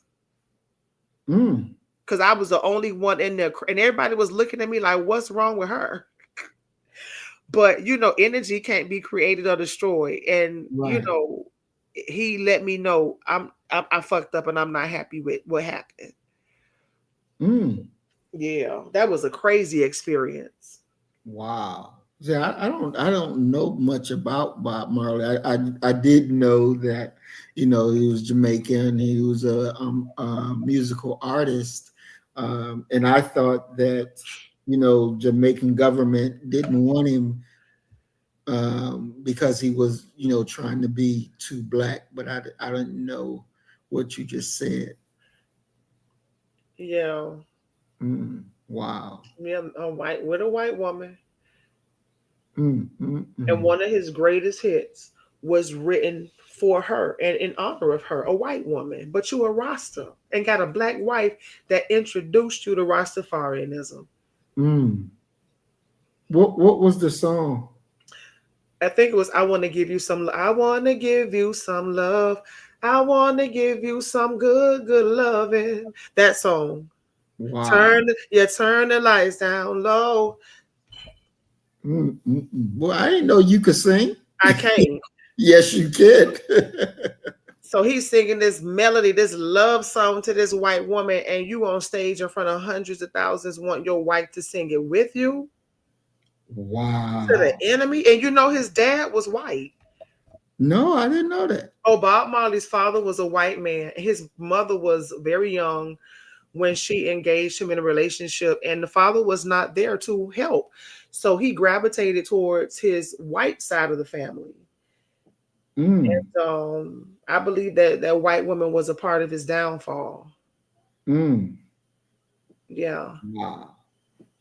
Because, you know, Rastafarianism is all about black nationalism, black power, black gods, your black self, you know, natural you, embracing the God in you, the black God. Like, so how could you go and have sex with this white woman? Mm-hmm. What the what he was blinded.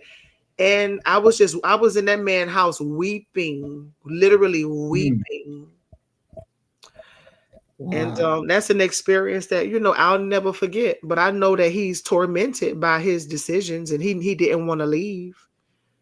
So how did he die though? Well, according to what people say, he was somebody put like something in his shoe.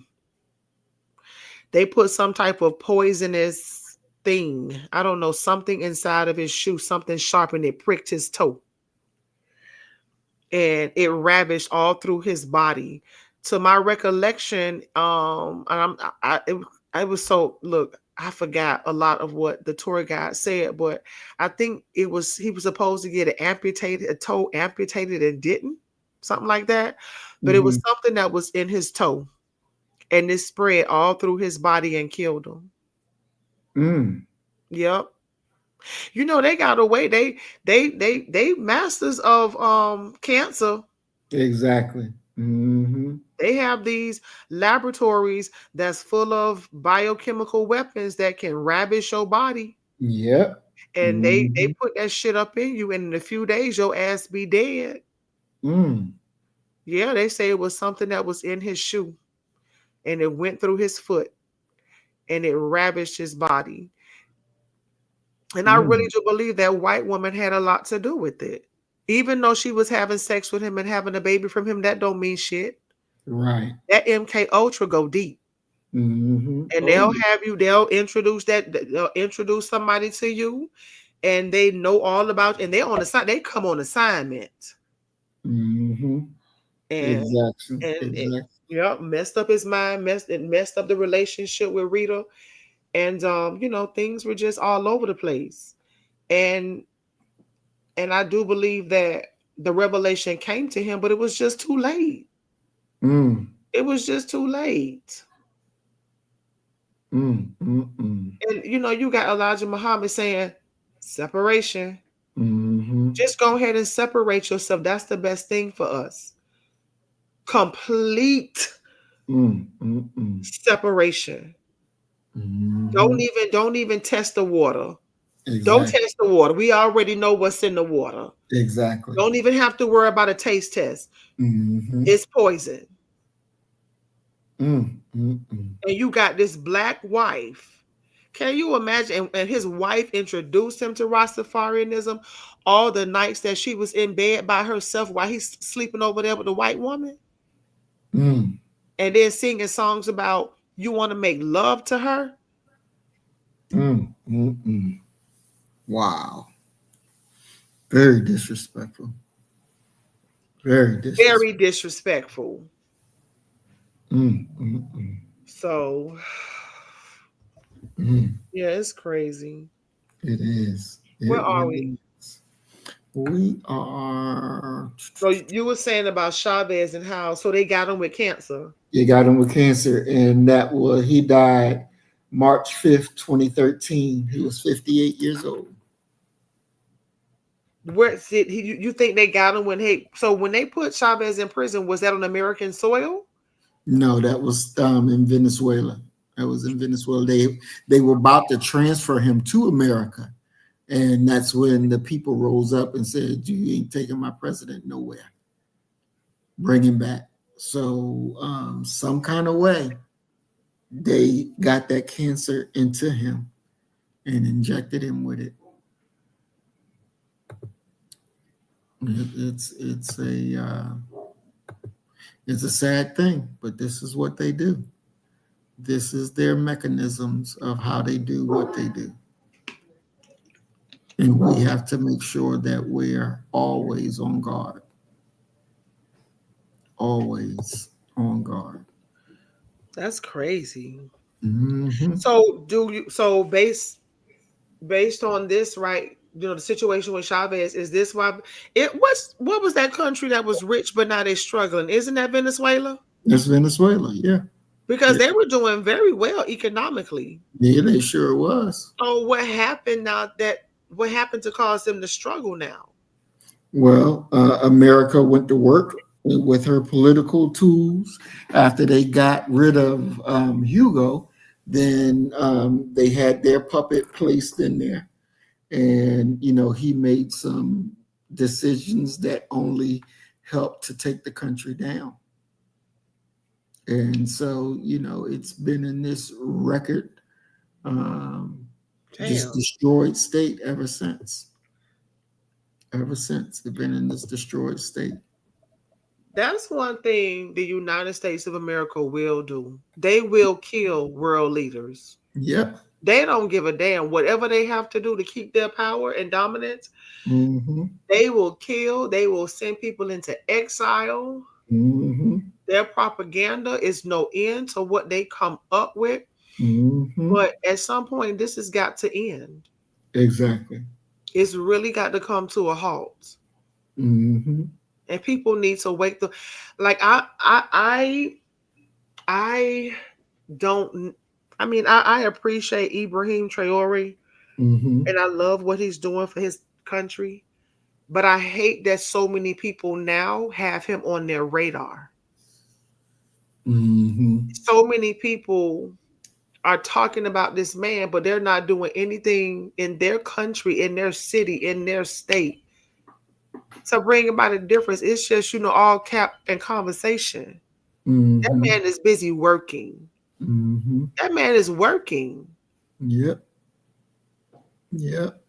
He's shaking shit up and making things happen. Mm-hmm.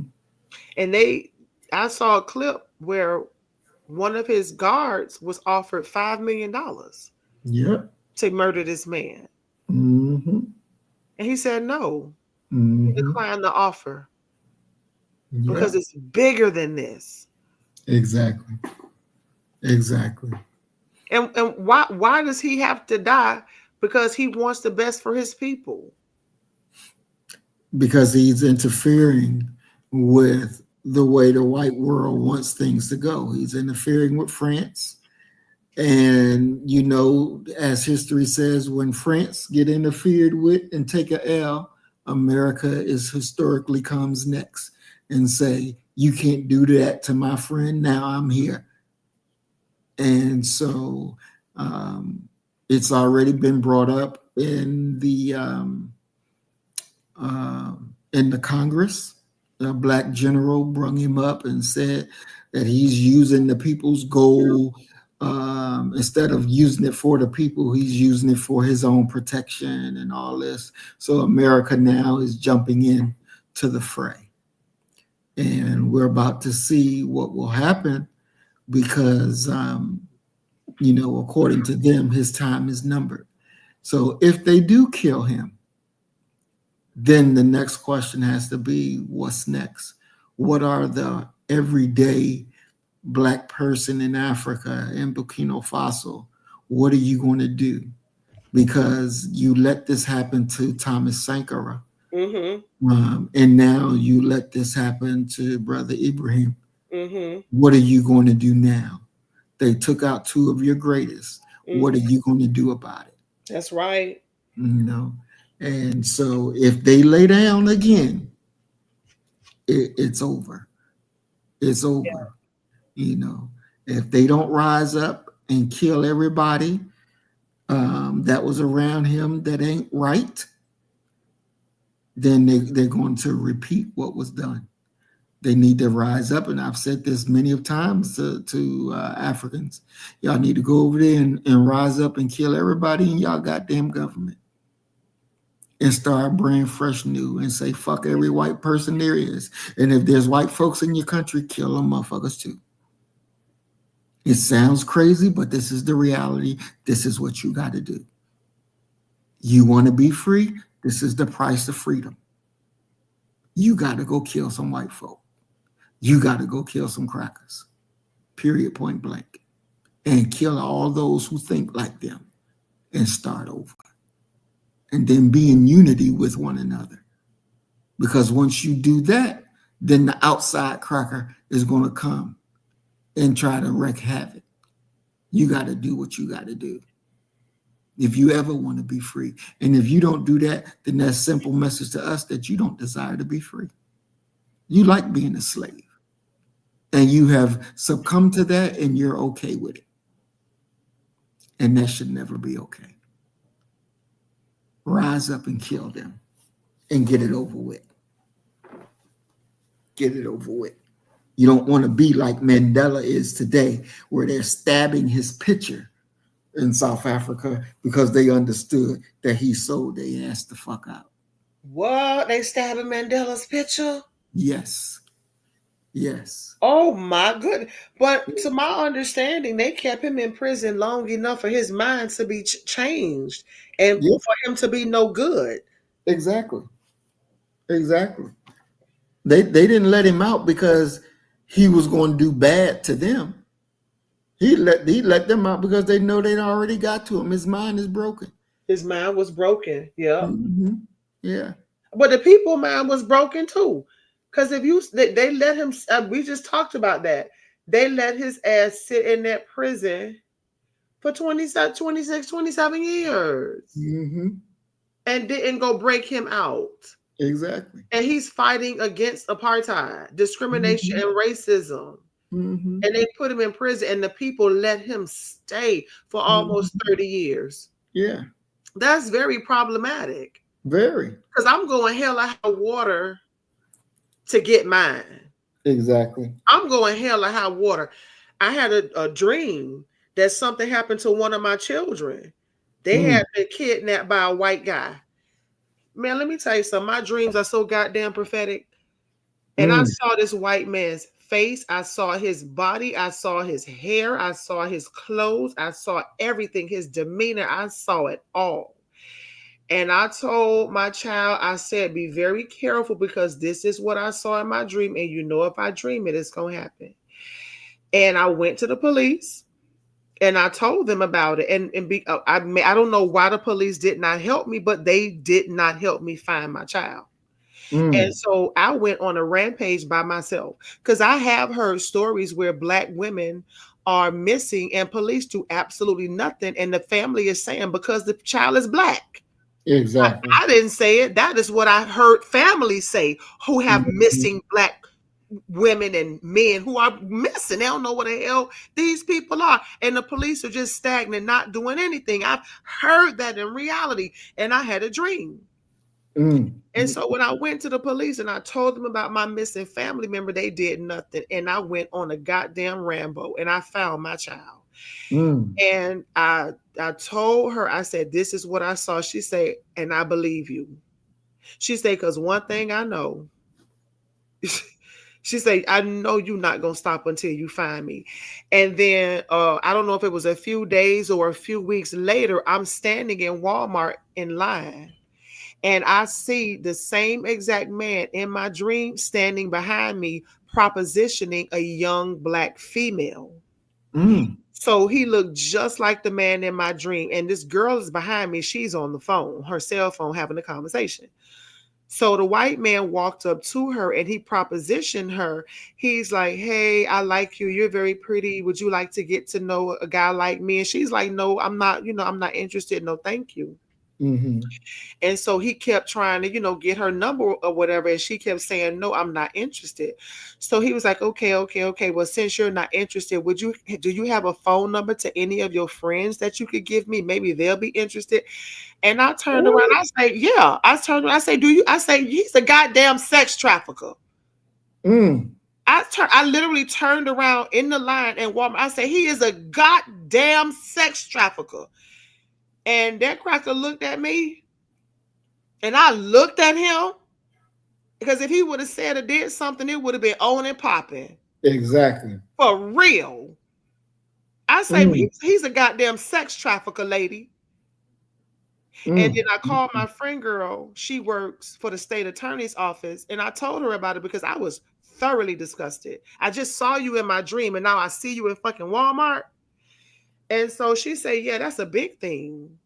She said, girl, that's a big thing with these sex traffickers. They pull up on your ass in a lot of, she said, and Walmart is one of the actual locations where sex traffickers proposition young women.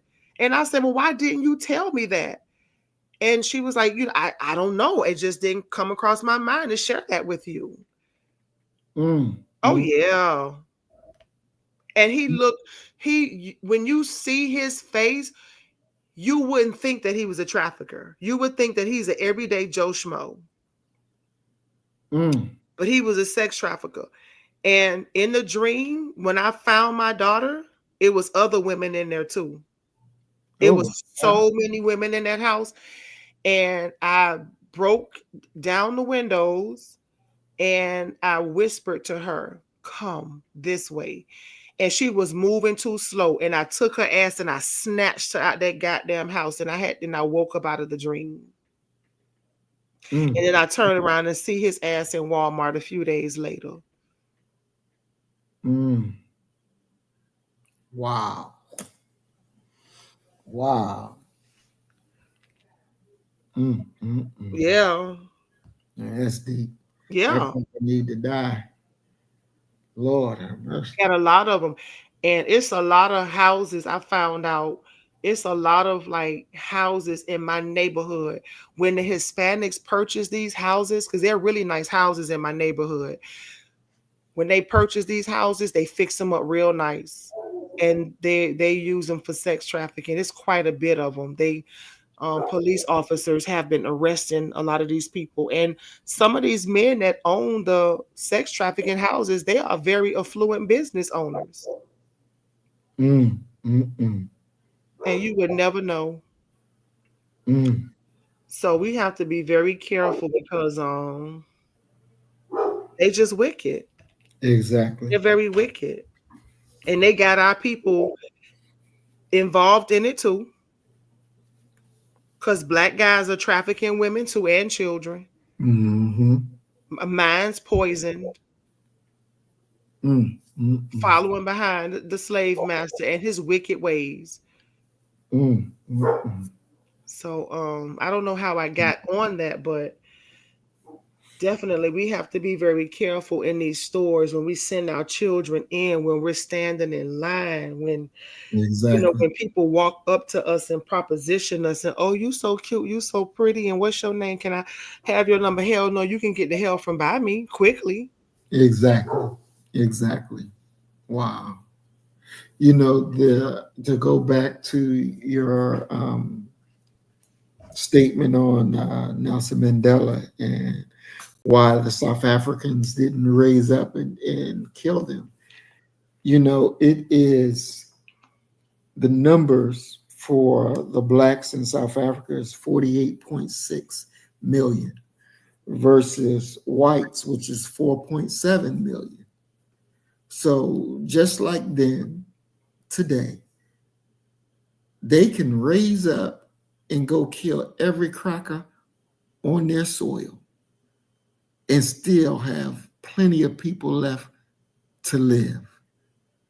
There is no way for them to have that kind of great numbers. You outdo your enemy population 10 times over, and you refuse to kill them all. You know your history. You know you were there before they were there. That's right. You know this. You see the poverty you live in. Exactly. You got the videos when the police pulled up and the bulldozers and ran your house to the goddamn ground. Mm. You see your grandparents and your parents walking around with passes just to go to work. Mm-hmm. Living in the Bantustans with no fucking money and the signs, you over there, you over there. You see the goddamn dead bodies of your family members that they gunned down. Mm. Can you imagine being Nelson Mandela and you in prison saying, "I know they coming for me." 6 months later, they haven't come. Mm-hmm. But they coming for me a year later, they still haven't come. Mm-hmm. If anything, set this bitch on fire and all us die. Exactly. Say, if I can't have them, bitch, you can't either. Exactly. If we can't have Mandela, motherfucker, you can't either. We'll kill them before we let you keep them. Mm-hmm. And they did not do that. And that's why when these African nations are suffering, I just sit and look at the history of the mindset of the people, because that's ridiculous. Mhm. Y'all let them take Mandela and put him in a goddamn prison cell for damn near 30 years and did not come save that man. And he was trying to save South Africa. Exactly. I can't be bothered with people like that. But Brother Roy says, why would they South Africans stand with ANC instead of electing Julius Malema, EFF? Yeah, Malema, from the EFF. You know, and that's the thing, because Julius Malema, now he got his issues, but for the most part, I think that he's a better fit than the ANC. And the ANC is the biggest political party in South Africa, and it shouldn't be. It really shouldn't be. It should be the EFF, or it should be the Black First Party that are there. They're not called Black First, but they're called Black something. It's like unto Black First, but it's Black something. One of those parties should be the leading party. All this talk about, we're not putting white folks off their land, but they got to go off their land. Fuck that. Kill them, get them off the goddamn land, period, point blank, be done. That's just what it has to be. You have to understand that this is your land. You know what these fuckers have done to you. And yet, you want to still be under the Novocaine and let them keep taking your life while you suffer peacefully? Shit don't make sense. It don't make sense. Remember I showed you the pictures? Remember I showed you the video of how they live over there? White people live good on one side, and the Black people piled up on each other like ants on the other side. And they letting that shit slide, and y'all know them white folks don't belong there, just like we know they don't belong here. Exactly. What they did to the South Africans, they did in America too. They've done this shit all over the world. Exactly. All over the world. They have imposed themselves on others. And then come in with the laws to separate people. Yep. This is all they know what to do. Exactly. And it doesn't matter whether they're the quote unquote American, the quote unquote German, the quote unquote French. They all the fucking same. Before the Germans did that to the so-called Jews, they did it to the blacks in Namibia. They did it to them. They perfected it there. And to this day, Namibia still looks like a fucking place, a satellite of Germany. And blacks living there like it's okay. You know your fucking history. You know what was done to you. And you still let these motherfuckers come here and live? You still let these motherfuckers come and enjoy your country better than you? And you don't do shit about it? And you outnumber them. And you just accept it. You still living under the Novocaine while they take your fucking life. That's unacceptable. It is unacceptable. And somebody got to say it. It's fucking unacceptable. You're choosing. You're making a choice. You're choosing to allow this shit to happen, and you outnumber them. That shit ain't gonna work. Remember I was telling you about the iguanas? Yes. Trying to take over my damn yard? Right. And they're invasive species just like Europeans are. And I had to make a decision. Am I going to let you take over my yard? Or am I going to hunt your ass down? Exactly.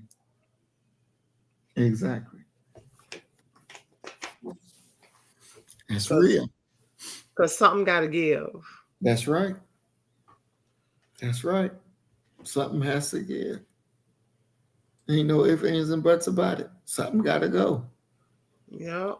Something got to go. It should be like, look here, you got to get the fuck up out of here. You ain't got to go home, but you got to get the fuck up out of here. Yep. You got to get out of here now.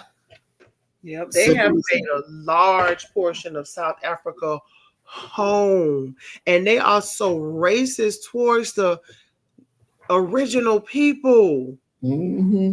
They brought the racism there. Mm-hmm. Yeah, exactly. It's just like in Jamaica, they have Chinese people there who own grocery stores, and Mm-hmm. they talk to the Jamaicans like dogs, Mm, and they still go spend money with these people. And I'm mm. like, all y'all Jamaicans here can't open up a store and sell food to your fellow Jamaican people? That you need a goddamn Chinese to come over here and open up a damn little corner store? Exactly. Ain't no way. Mm-mm. There is no way that Chinese woman should be in business. Mm-mm. You Nope. don't look like me. You don't belong here. Go take this shit back to China. Go somewhere else. We don't need it. We have our Exactly. own. Mm-hmm. Yeah. See, we got to get to the understanding that we're teaching these motherfuckers that they can mistreat us and we ain't gonna never do a shit thing about it. We're teaching them that it's okay to treat us like shit and all we're gonna do is just accept it. You know, it reminds me of a time when we were touring Mississippi and we were checking out of our room and this little Indian lady was talking smart and getting sassy with me, you know, and we're standing outside. And so I get tired of it and I'm telling her, I'm like, do you see how little you are? And do you see how big I am? And then the shit clicked in her brain that she needs to stop talking to me this way. Then she runs in the building, shuts the door, and open the little slide to say her little talk shit. Because it's like, I'm about to smack the shit out you. Because if you're going to dare to disrespect me, how big I'm towering over you, and you're going to disrespect me to my fucking face, that means that you don't fear me. You have no fucking fear of me whatsoever. And so I'm letting you know now, you done crossed the line and I'm about to smack the shit out you because you're going to fear me and every fucking black man and black woman that you see because you will understand that we will fuck you up. You got to understand that. And so my thing is, once they understand that, then they'll start treating us a little differently. They're not going to be out front just disrespecting us because they believe they can do that shit and ain't nothing going to happen because these motherfuckers understand what we've been through in our life dealing with slavery and shit. And you expect us to just say, okay, turn the other cheek. Fuck that. We will whoop your motherfucking ass and you will understand that you cannot talk to us like that, that you will respect us or we will fuck you up on sight. Period, point blank. And it's non-negotiable. When they start to understand that they will pay a price for being disrespectful, then they're going to be like, I don't want to pay that price. Let me talk to you better. Let me talk to you like I would talk to a white person if they did this. See, because they don't be disrespectful to white folks. No, they ain't going to do that. But they do that any day and every day to us because they believe we ain't going to do shit back. They have to fear us. I want these motherfuckers to fear us because then they'll start treating us differently. 1,000%. Did you see the video of the white lady who called the 5-year-old black child a nigger? Oh, yeah. Mm-hmm. Yeah. They say that people helped her raise over $300,000 to relocate. They sure did. They sure did. That's a lot of money. Oh, yeah. And they did that in 30-day time period. Damn. Mm-hmm. Just to help her relocate. Exactly. Exactly. This is what I'm saying. He should have, instead of picking up his camera to record, should have smacked the shit out of her. He wasn't black, though. He didn't sound black. They said from what I was reading, unless it was wrong, that he was supposed to be supposed to be a black man that was defending the child. He had an Indian accent to me. To me, I pictured him as being Indian. He didn't say his accent to me was not that of a brother. He came across as like Indian. Mm-hmm. Wow. But that's nasty for this white adult female. Yeah. To say that to a child. Exactly.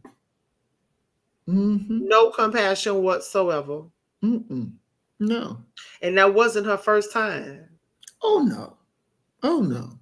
You know, I remember when my nephew, when I was in Tennessee in the military, and well, in Kentucky, and my nephew was outside playing, and the little neighbor white boy from next door came outside, and they out there playing. And my nephew came in the house. Uncle, he called me a nigger. I said, he called you what? He called me a nigger. I said, now you from Philadelphia. You better take your ass out there and whoop the shit out of him. You understand me? Or I'm gonna whoop your ass.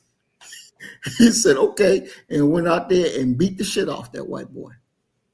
Beat the shit out of him. Then the parents come outside, then I come outside. And they like, why are you fighting? Why are you fighting? My nephew said, because he called me a nigger. And they look at me, and I said, yep, he sure did. And I told him he better whoop his ass or I'm going to whoop your ass. And he came out here and handled this business. And they were like, well, I don't know where he get that from. I said, you should. He get it from you. Yeah. Because I'm quite sure you out there when you're in your house and you say, that nigga next door. I'm quite sure you say it. I'm quite sure you say it. But your son made a mistake today. I guarantee you he'll never make it again. Because he know he gonna get fucked up. That's why y'all don't say that shit to me in my face.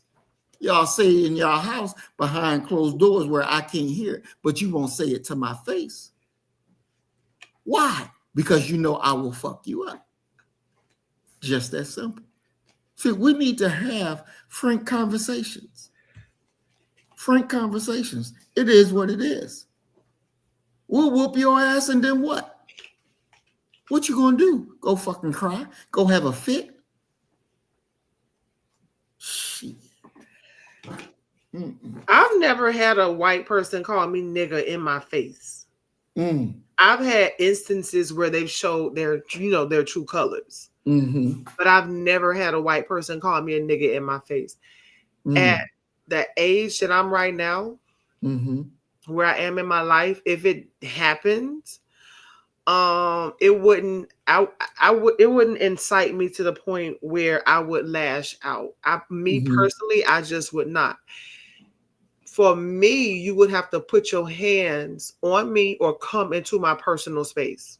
Because once you come into my personal space, now you're a threat. And it's not the word that you use, because I don't care about that. It's now you're violating my space and I feel threatened. So I'm going to have to take you down to the ground. But so far as calling me a nigger, that doesn't bother me. It really doesn't. Even if they said in a very hateful way, I don't care about that. Just do not come too close to me, and please don't put your hands on me.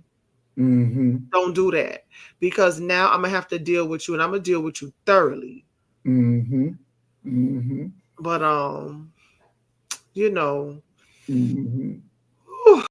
they're crazy.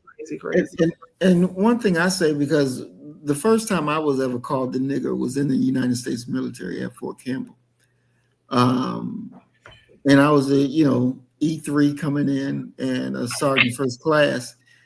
He didn't say it directly to me, but he said it to the white boy. He was like, why are you hanging out with that nigger? And so the white boy came back and told me what he said. So I went over and stood next to him and I said, well, if you see a nigger, won't you smack a nigger? And he didn't put his hands, he didn't raise his hands to smack me or anything like that. Then I said, that's what I thought, and walked away.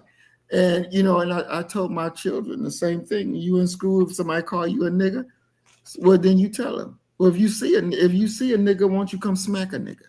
And if they walk into your personal space, you better whoop they fucking ass. You better whoop they fucking ass. And when you do it, I want you to do it with passion. I want you to be talking to them as you busting them in their motherfucking face. I want you to do that. I say, look here, I give you permission to cuss, to scream, whatever the fuck you got to do, but you will put fear in their motherfucking ass. You will put fear in their ass. And you know, my baby girl, she had to beat she was in what? Fourth grade, I think. Darshan was in fourth grade, and the girl was in like eighth grade. And she called her a nigger and was saying some dumb shit to her. And Darshan just flipped in her head and went to whooping her ass. Bitch, you done called me a nigger? My name is Muhammad. Boom, say Muhammad. Boom, say Muhammad. Boom. Bitch, don't you ever call me out my name. It was a little white girl. Yeah. Whooped her motherfucking ass, dragged her up and down that fucking aisle on the bus. When the goddamn bus came to our apartment complex, children came running. That Shine was in the fight. That Shine was in the fight. And I'm at my computer working. And I'm like, what's going on? And Darshan come in there smiling, and I'm like, oh, you must have whooped that ass. I sure did, Daddy. And look, I called her a bitch and this, that, and the other thing too. That's what you told me to do. So I did exactly what you told me to do. I said, that's my girl. Handle your business. That's what you do. That's funny. Mm-hmm. That's what you do. You whoop that ass. You're going to teach them how to respect you because they don't understand. But when you whoop that ass, everybody gonna fucking understand. What you said, they gonna get in line. Exactly. Everybody gonna get in line. And do right. Mm-hmm. Yep. Like I say, that is our theology. That is our theology. That's how it's gonna be. Ain't no two ways about it. Because them motherfuckers, they not real. They ain't bold. They ain't brave. They punks. And that's the truth of the matter. They're punks. No. We need to light their ass up. Because I'm trust and believe. When they get that ass lit up, they'll understand. They understand we done changed the new page. God is on scene today. And we're going to whoop that ass. All right. We on chapter 26. This is very short. We're going to go ahead and wrap it up. Will America repent? You ready? I am ready. All right. So this is a great question. America knows her evil doings against us, but to repent of it, I doubt it much. She feels that if she tries to make up with us for her evil doing to us, she will be inviting her disgrace among the nations of the earth. Her determination is to try and keep the so-called Negroes from believing in the true God, Allah, and the true religion of Islam, which is our salvation. They are using many tricks now to deceive the so-called Negroes. The foolish so-called Negroes are falling for them. False friendship is not able to stand up for very long. An enemy is just not able to put over false friendship for long. You should be able to know them and their tricks as long as they have been putting them over on you. According to the Holy Quran, what is that, chapter 60, verse 1? That's how you all read it? Yes. Mm-hmm. Friendship relations with enemies of Islam is forbidden. I got to read that again. It says, according to the Holy Quran, chapter 60, verse 1, friendship relations with enemies of Islam is forbidden. Oh, you who believe, do not take my enemy and your enemy for friends. Would you offer them love while they deny what has come to you of the truth, driving out the apostle and yourselves because you believe in Allah your God? In this kind of doings, the foolish so-called Negroes will be trapped. There are even some weak Muslims who ignore this warning. Some even go as far as to marry the enemies of Islam. And they even hate me for teaching the truth of the enemies. But Allah is with me. and I have no right to worry about the doings of the people after knowledge. The enemy does not love either you or me. As the next verse teaches, if they find you, they will be your enemies and will stretch forth towards you their hands and their tongues with evil. And they ardently desire that you may disbelieve. They would slay you with their hands and speak evil to and of you with their tongues. Mm. You must remember that you do not like, you must remember that you do not like one who befriends your enemy. How much does God dislike you for making love with his enemies? The enemy does not have to be a real devil. He could be your father, mother, brother, husband, wife, or children. Many times they're of your own household. Today is the great time of the separation of the righteous Muslims and the wicked white race. The wicked are not by any means asleep to the knowledge of the time. They are really on the job of truth. You must know the truth, whether you accept it or reject it. Ask yourself these questions. One, if Christianity is the religion of Jesus, why is it that wicked white race represents it? Why is it that the wicked white race represents it instead of the righteous or holy people of the East, Islam? Two, why has not the holy city Mecca allowed it to be taught within her? Three, why is not Jerusalem the capital of Christianity instead of Rome, Italy? And four, if Christianity was the religion of Jesus and the white race is Jesus's beloved people, why did he preach the doom of the white race and coming of a new world? This people will most certainly carry to their doom many of our people because of our people's fear and love of them. Look out of your door or window. See the black woman sitting in the car close in the arms of your and her enemy. The enemy does not love her. He only wants to disgrace her and you and keep her from seeing the hereafter. You cannot have any such freedom with his women, and especially not in front of his door. Love of them will get you the hell.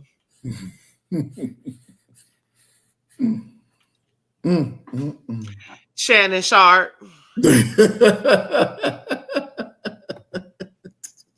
Kobe Bryant. You see, they told, I don't know what they told Michael Jordan, but he damn sure divorced Juanita for that white woman. Oh, you want a deal? Oh, you're going to have to divorce that woman and marry this white one. Oh, you want to be an all-star? You can't be with Brandy. You're going to have to marry this little white girl over here. Tiger Woods. That's right. You can't be with no black woman. You better get you a little rinky-dink babysitter. Eddie Murphy. Yep. Yep. And the list goes on and on. Exactly. I believe Malcolm was fantasizing about that white woman he was having sex with, and that's probably what led him astray too. That was a I really believe that the God, our God, the God of black people, really resents those biracial relationships between white and black people, because there's so many black men that have gone to their demise who were in relationships with white women. I'm talking about folding and falling to the wayside. I hear about it. I see it. And, it's a price to pay for that. It surely is. It really is a big price to pay for that. When you forsake your beautiful black women to be with a white woman who don't even cook your food. Like, how she can't even season your goddamn food properly. They can't cook. I'm not saying all of them can't cook, but they can't cook like us. Exactly. Exactly. They can't cook. They can't season food like us. No.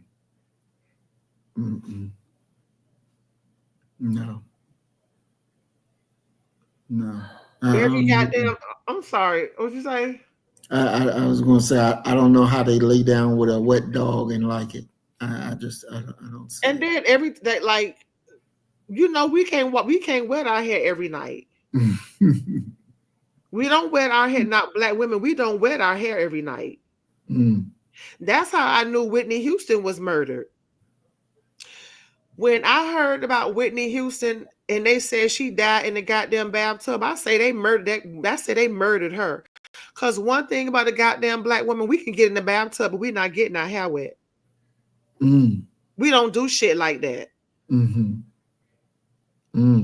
And her daughter died the same way, the same day, a year later. Exactly. I said they murdered Whitney because Whitney ain't getting no goddamn tub and get her hair wet. We'll get everything wet, shoulders, neck, back, but hair? We can't even get our hair wet every night. And they just washing that shit every night. Like, and you getting in the goddamn bed with wet hair? No, that's not normal. That's not normal. But you know, that's how it is. I don't know what they see. Where I am in my life, I'm just really happy that I've never taken that route. Exactly. I've never taken that route. No. You know, and this is the thing for me. You know, I could never be with a woman who was with a white man. I couldn't do it. I'm not putting my mouth where he put his mouth. I just can't do that shit. That's just doesn't work for me. It just doesn't work for me whatsoever. So what do you think about Candace Owens? You know, Candace Owens is trying to make a U-turn, but still she's committed treason. She doesn't take back any of the things that she said about George Floyd, Ahmaud Arbery, any of the black men that she desecrated. She doesn't take any of that back. She's just making different changes here and there. Some of the things that she's exposing is truthful, but you still on death row, nigga. You ain't gonna get off like that. You're not gonna get off like that. You know, you done what you done. Then you went and married the cracker and you got babies by the cracker. All y'all on death row. It doesn't change. I was shocked to find out. I don't follow her. She talked too fast for me. It's something with white people, especially white men. They talk very fast. And I feel like if you talking that goddamn fast, you lying. It's something with that. I cannot gravitate towards people that talk real fast. It's just when I hear it, I'm like, you need to slow the hell down. But it just drives me crazy. And she, you know, she just talks really fast for me. But I think it was last year I found out that her husband was a white man. I was floored. You know, and I'm like, y'all, you talking black, but you sleeping white. And then why even have the conversation about anything Black America when your husband is white? Yeah. You're no good to us anymore. You can't even identify with what we go through. No, that bitch then went to the fucking Congress and said, no, we don't deserve reparations. No, racism in America isn't real. We making shit up. Wow. We making shit up. She went before Congress and said that shit. That racism isn't real. Yes. We making that shit up. Wow. You're just trying to force white people to be guilty for nothing because they did nothing wrong. These are her fucking literal words that she said. It's on congressional record. It's on fucking congressional record. You committed treason in the greatest and the biggest ways. You're not going to escape your death. You nor your children, nor your husband. You've earned it. You've earned it. And you're going to have to suffer from it. You're going to reap what you've earned. There's another YouTuber, the research guy. Mm-hmm. I used to watch his channel every now and then. He switched his commentary to talking about politics. Mm. And I saw a short he did, I think it was earlier this year, where he also said the same thing about racism being non-existent. And so I politely put into the chat, well, when it happens to us, then what? When we're victims of racism, now what do we do since you said it doesn't exist? Mm-hmm. And I just unsubscribed from his channel, and I haven't watched it since, because you're not going to sit here and tell me that racism does not exist. Mm-hmm. That's like saying favoritism doesn't exist, and we know that it does. Exactly. We know that it does. Mm-hmm. You know, it exists. Mm-hmm. Yeah. Mm-hmm. And just forget about it. How? I might be victimized by it tomorrow. Mm-hmm. Yeah. Yeah. My whole life existence is predicated upon white racism and white male rage. So what the fuck are you talking about? Exactly. Because there's some places I cannot live. It's too dangerous for me. Mm-hmm. Places I can't go. It's too dangerous for me. Mm-hmm. It's properties that, nice properties that I got my eye on. But I know as a black face, they'll let me spend my money to come into the community, but they'll use the HOA to take it away from me simply because I'm black. And I'm not going to play their game. I'm not going to play these people game and fix up some of these damn vacant lots, and then they find an excuse to take it away from me. I ain't stupid. Mm-hmm. I won't even do it because I already know what is waiting for me. Exactly. Exactly. Mm-mm-mm. Ain't no way. Ain't no way. Brother Roy says the Honorable Elijah Muhammad said in the end that the devil will hand their filthy women to the black man in a final plot against us. And that's exactly what we are seeing. That's what we're seeing. Yeah, that's exactly what we are seeing. You better wake up and reject that harlot. You lay down with a dog, who get fleas of a dog. Mm-mm-mm. It is that time. It is that time. Wow. Well, your voice did definitely get better as we continued on. Yeah. Mm-hmm. I said, listen at her. She's sounding perfect over there. I kept turning my mic off Uh-huh. because I'm still struggling, but I learned my lesson. I learned my lesson on that one. Boy, I bought two. I gave the other one away. I gave the other one away to my coworker. You can have this one because I can't do nothing with it. So tonight was very insightful and very informative. Thank you very much. I learned a lot as always, and we'll be back next week Tuesday for another 3 chapters. It looked like we may be on this book for about 2 months, 2.5 months, and then we'll be done with it. So before we leave, so far, what's the biggest takeaway so far? Or like, as a matter of fact, has this changed you in any way? Yes, it has. It makes the fire inside of me even hotter. The urgency of the now to accomplish the Black First objectives. As we continue to read and continue to see everything in real time, it definitely brings the urgency to the forefront.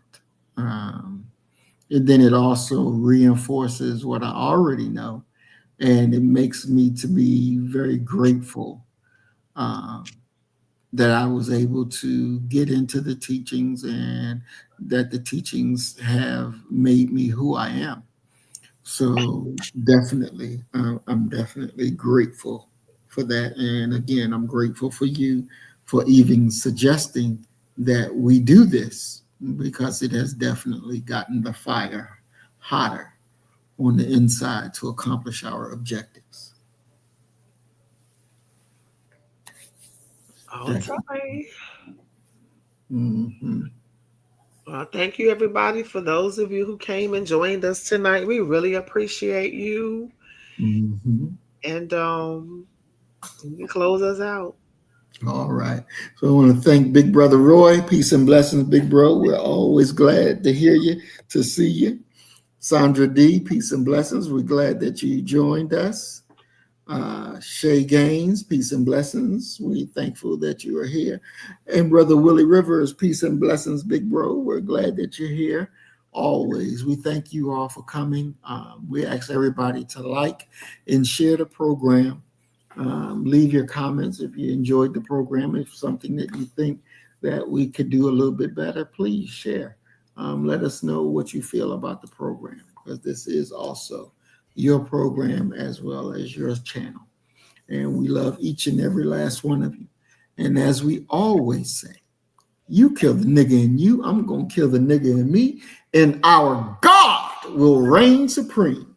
We are Black first, today, tomorrow, and forever. Thank you, family. Peace and blessings. Assalamu alaikum. Shalom. So you better get the message and get it straight. You're going to need some bridge work. It's simple as that. Because we're living in judgment. We're living in implementation.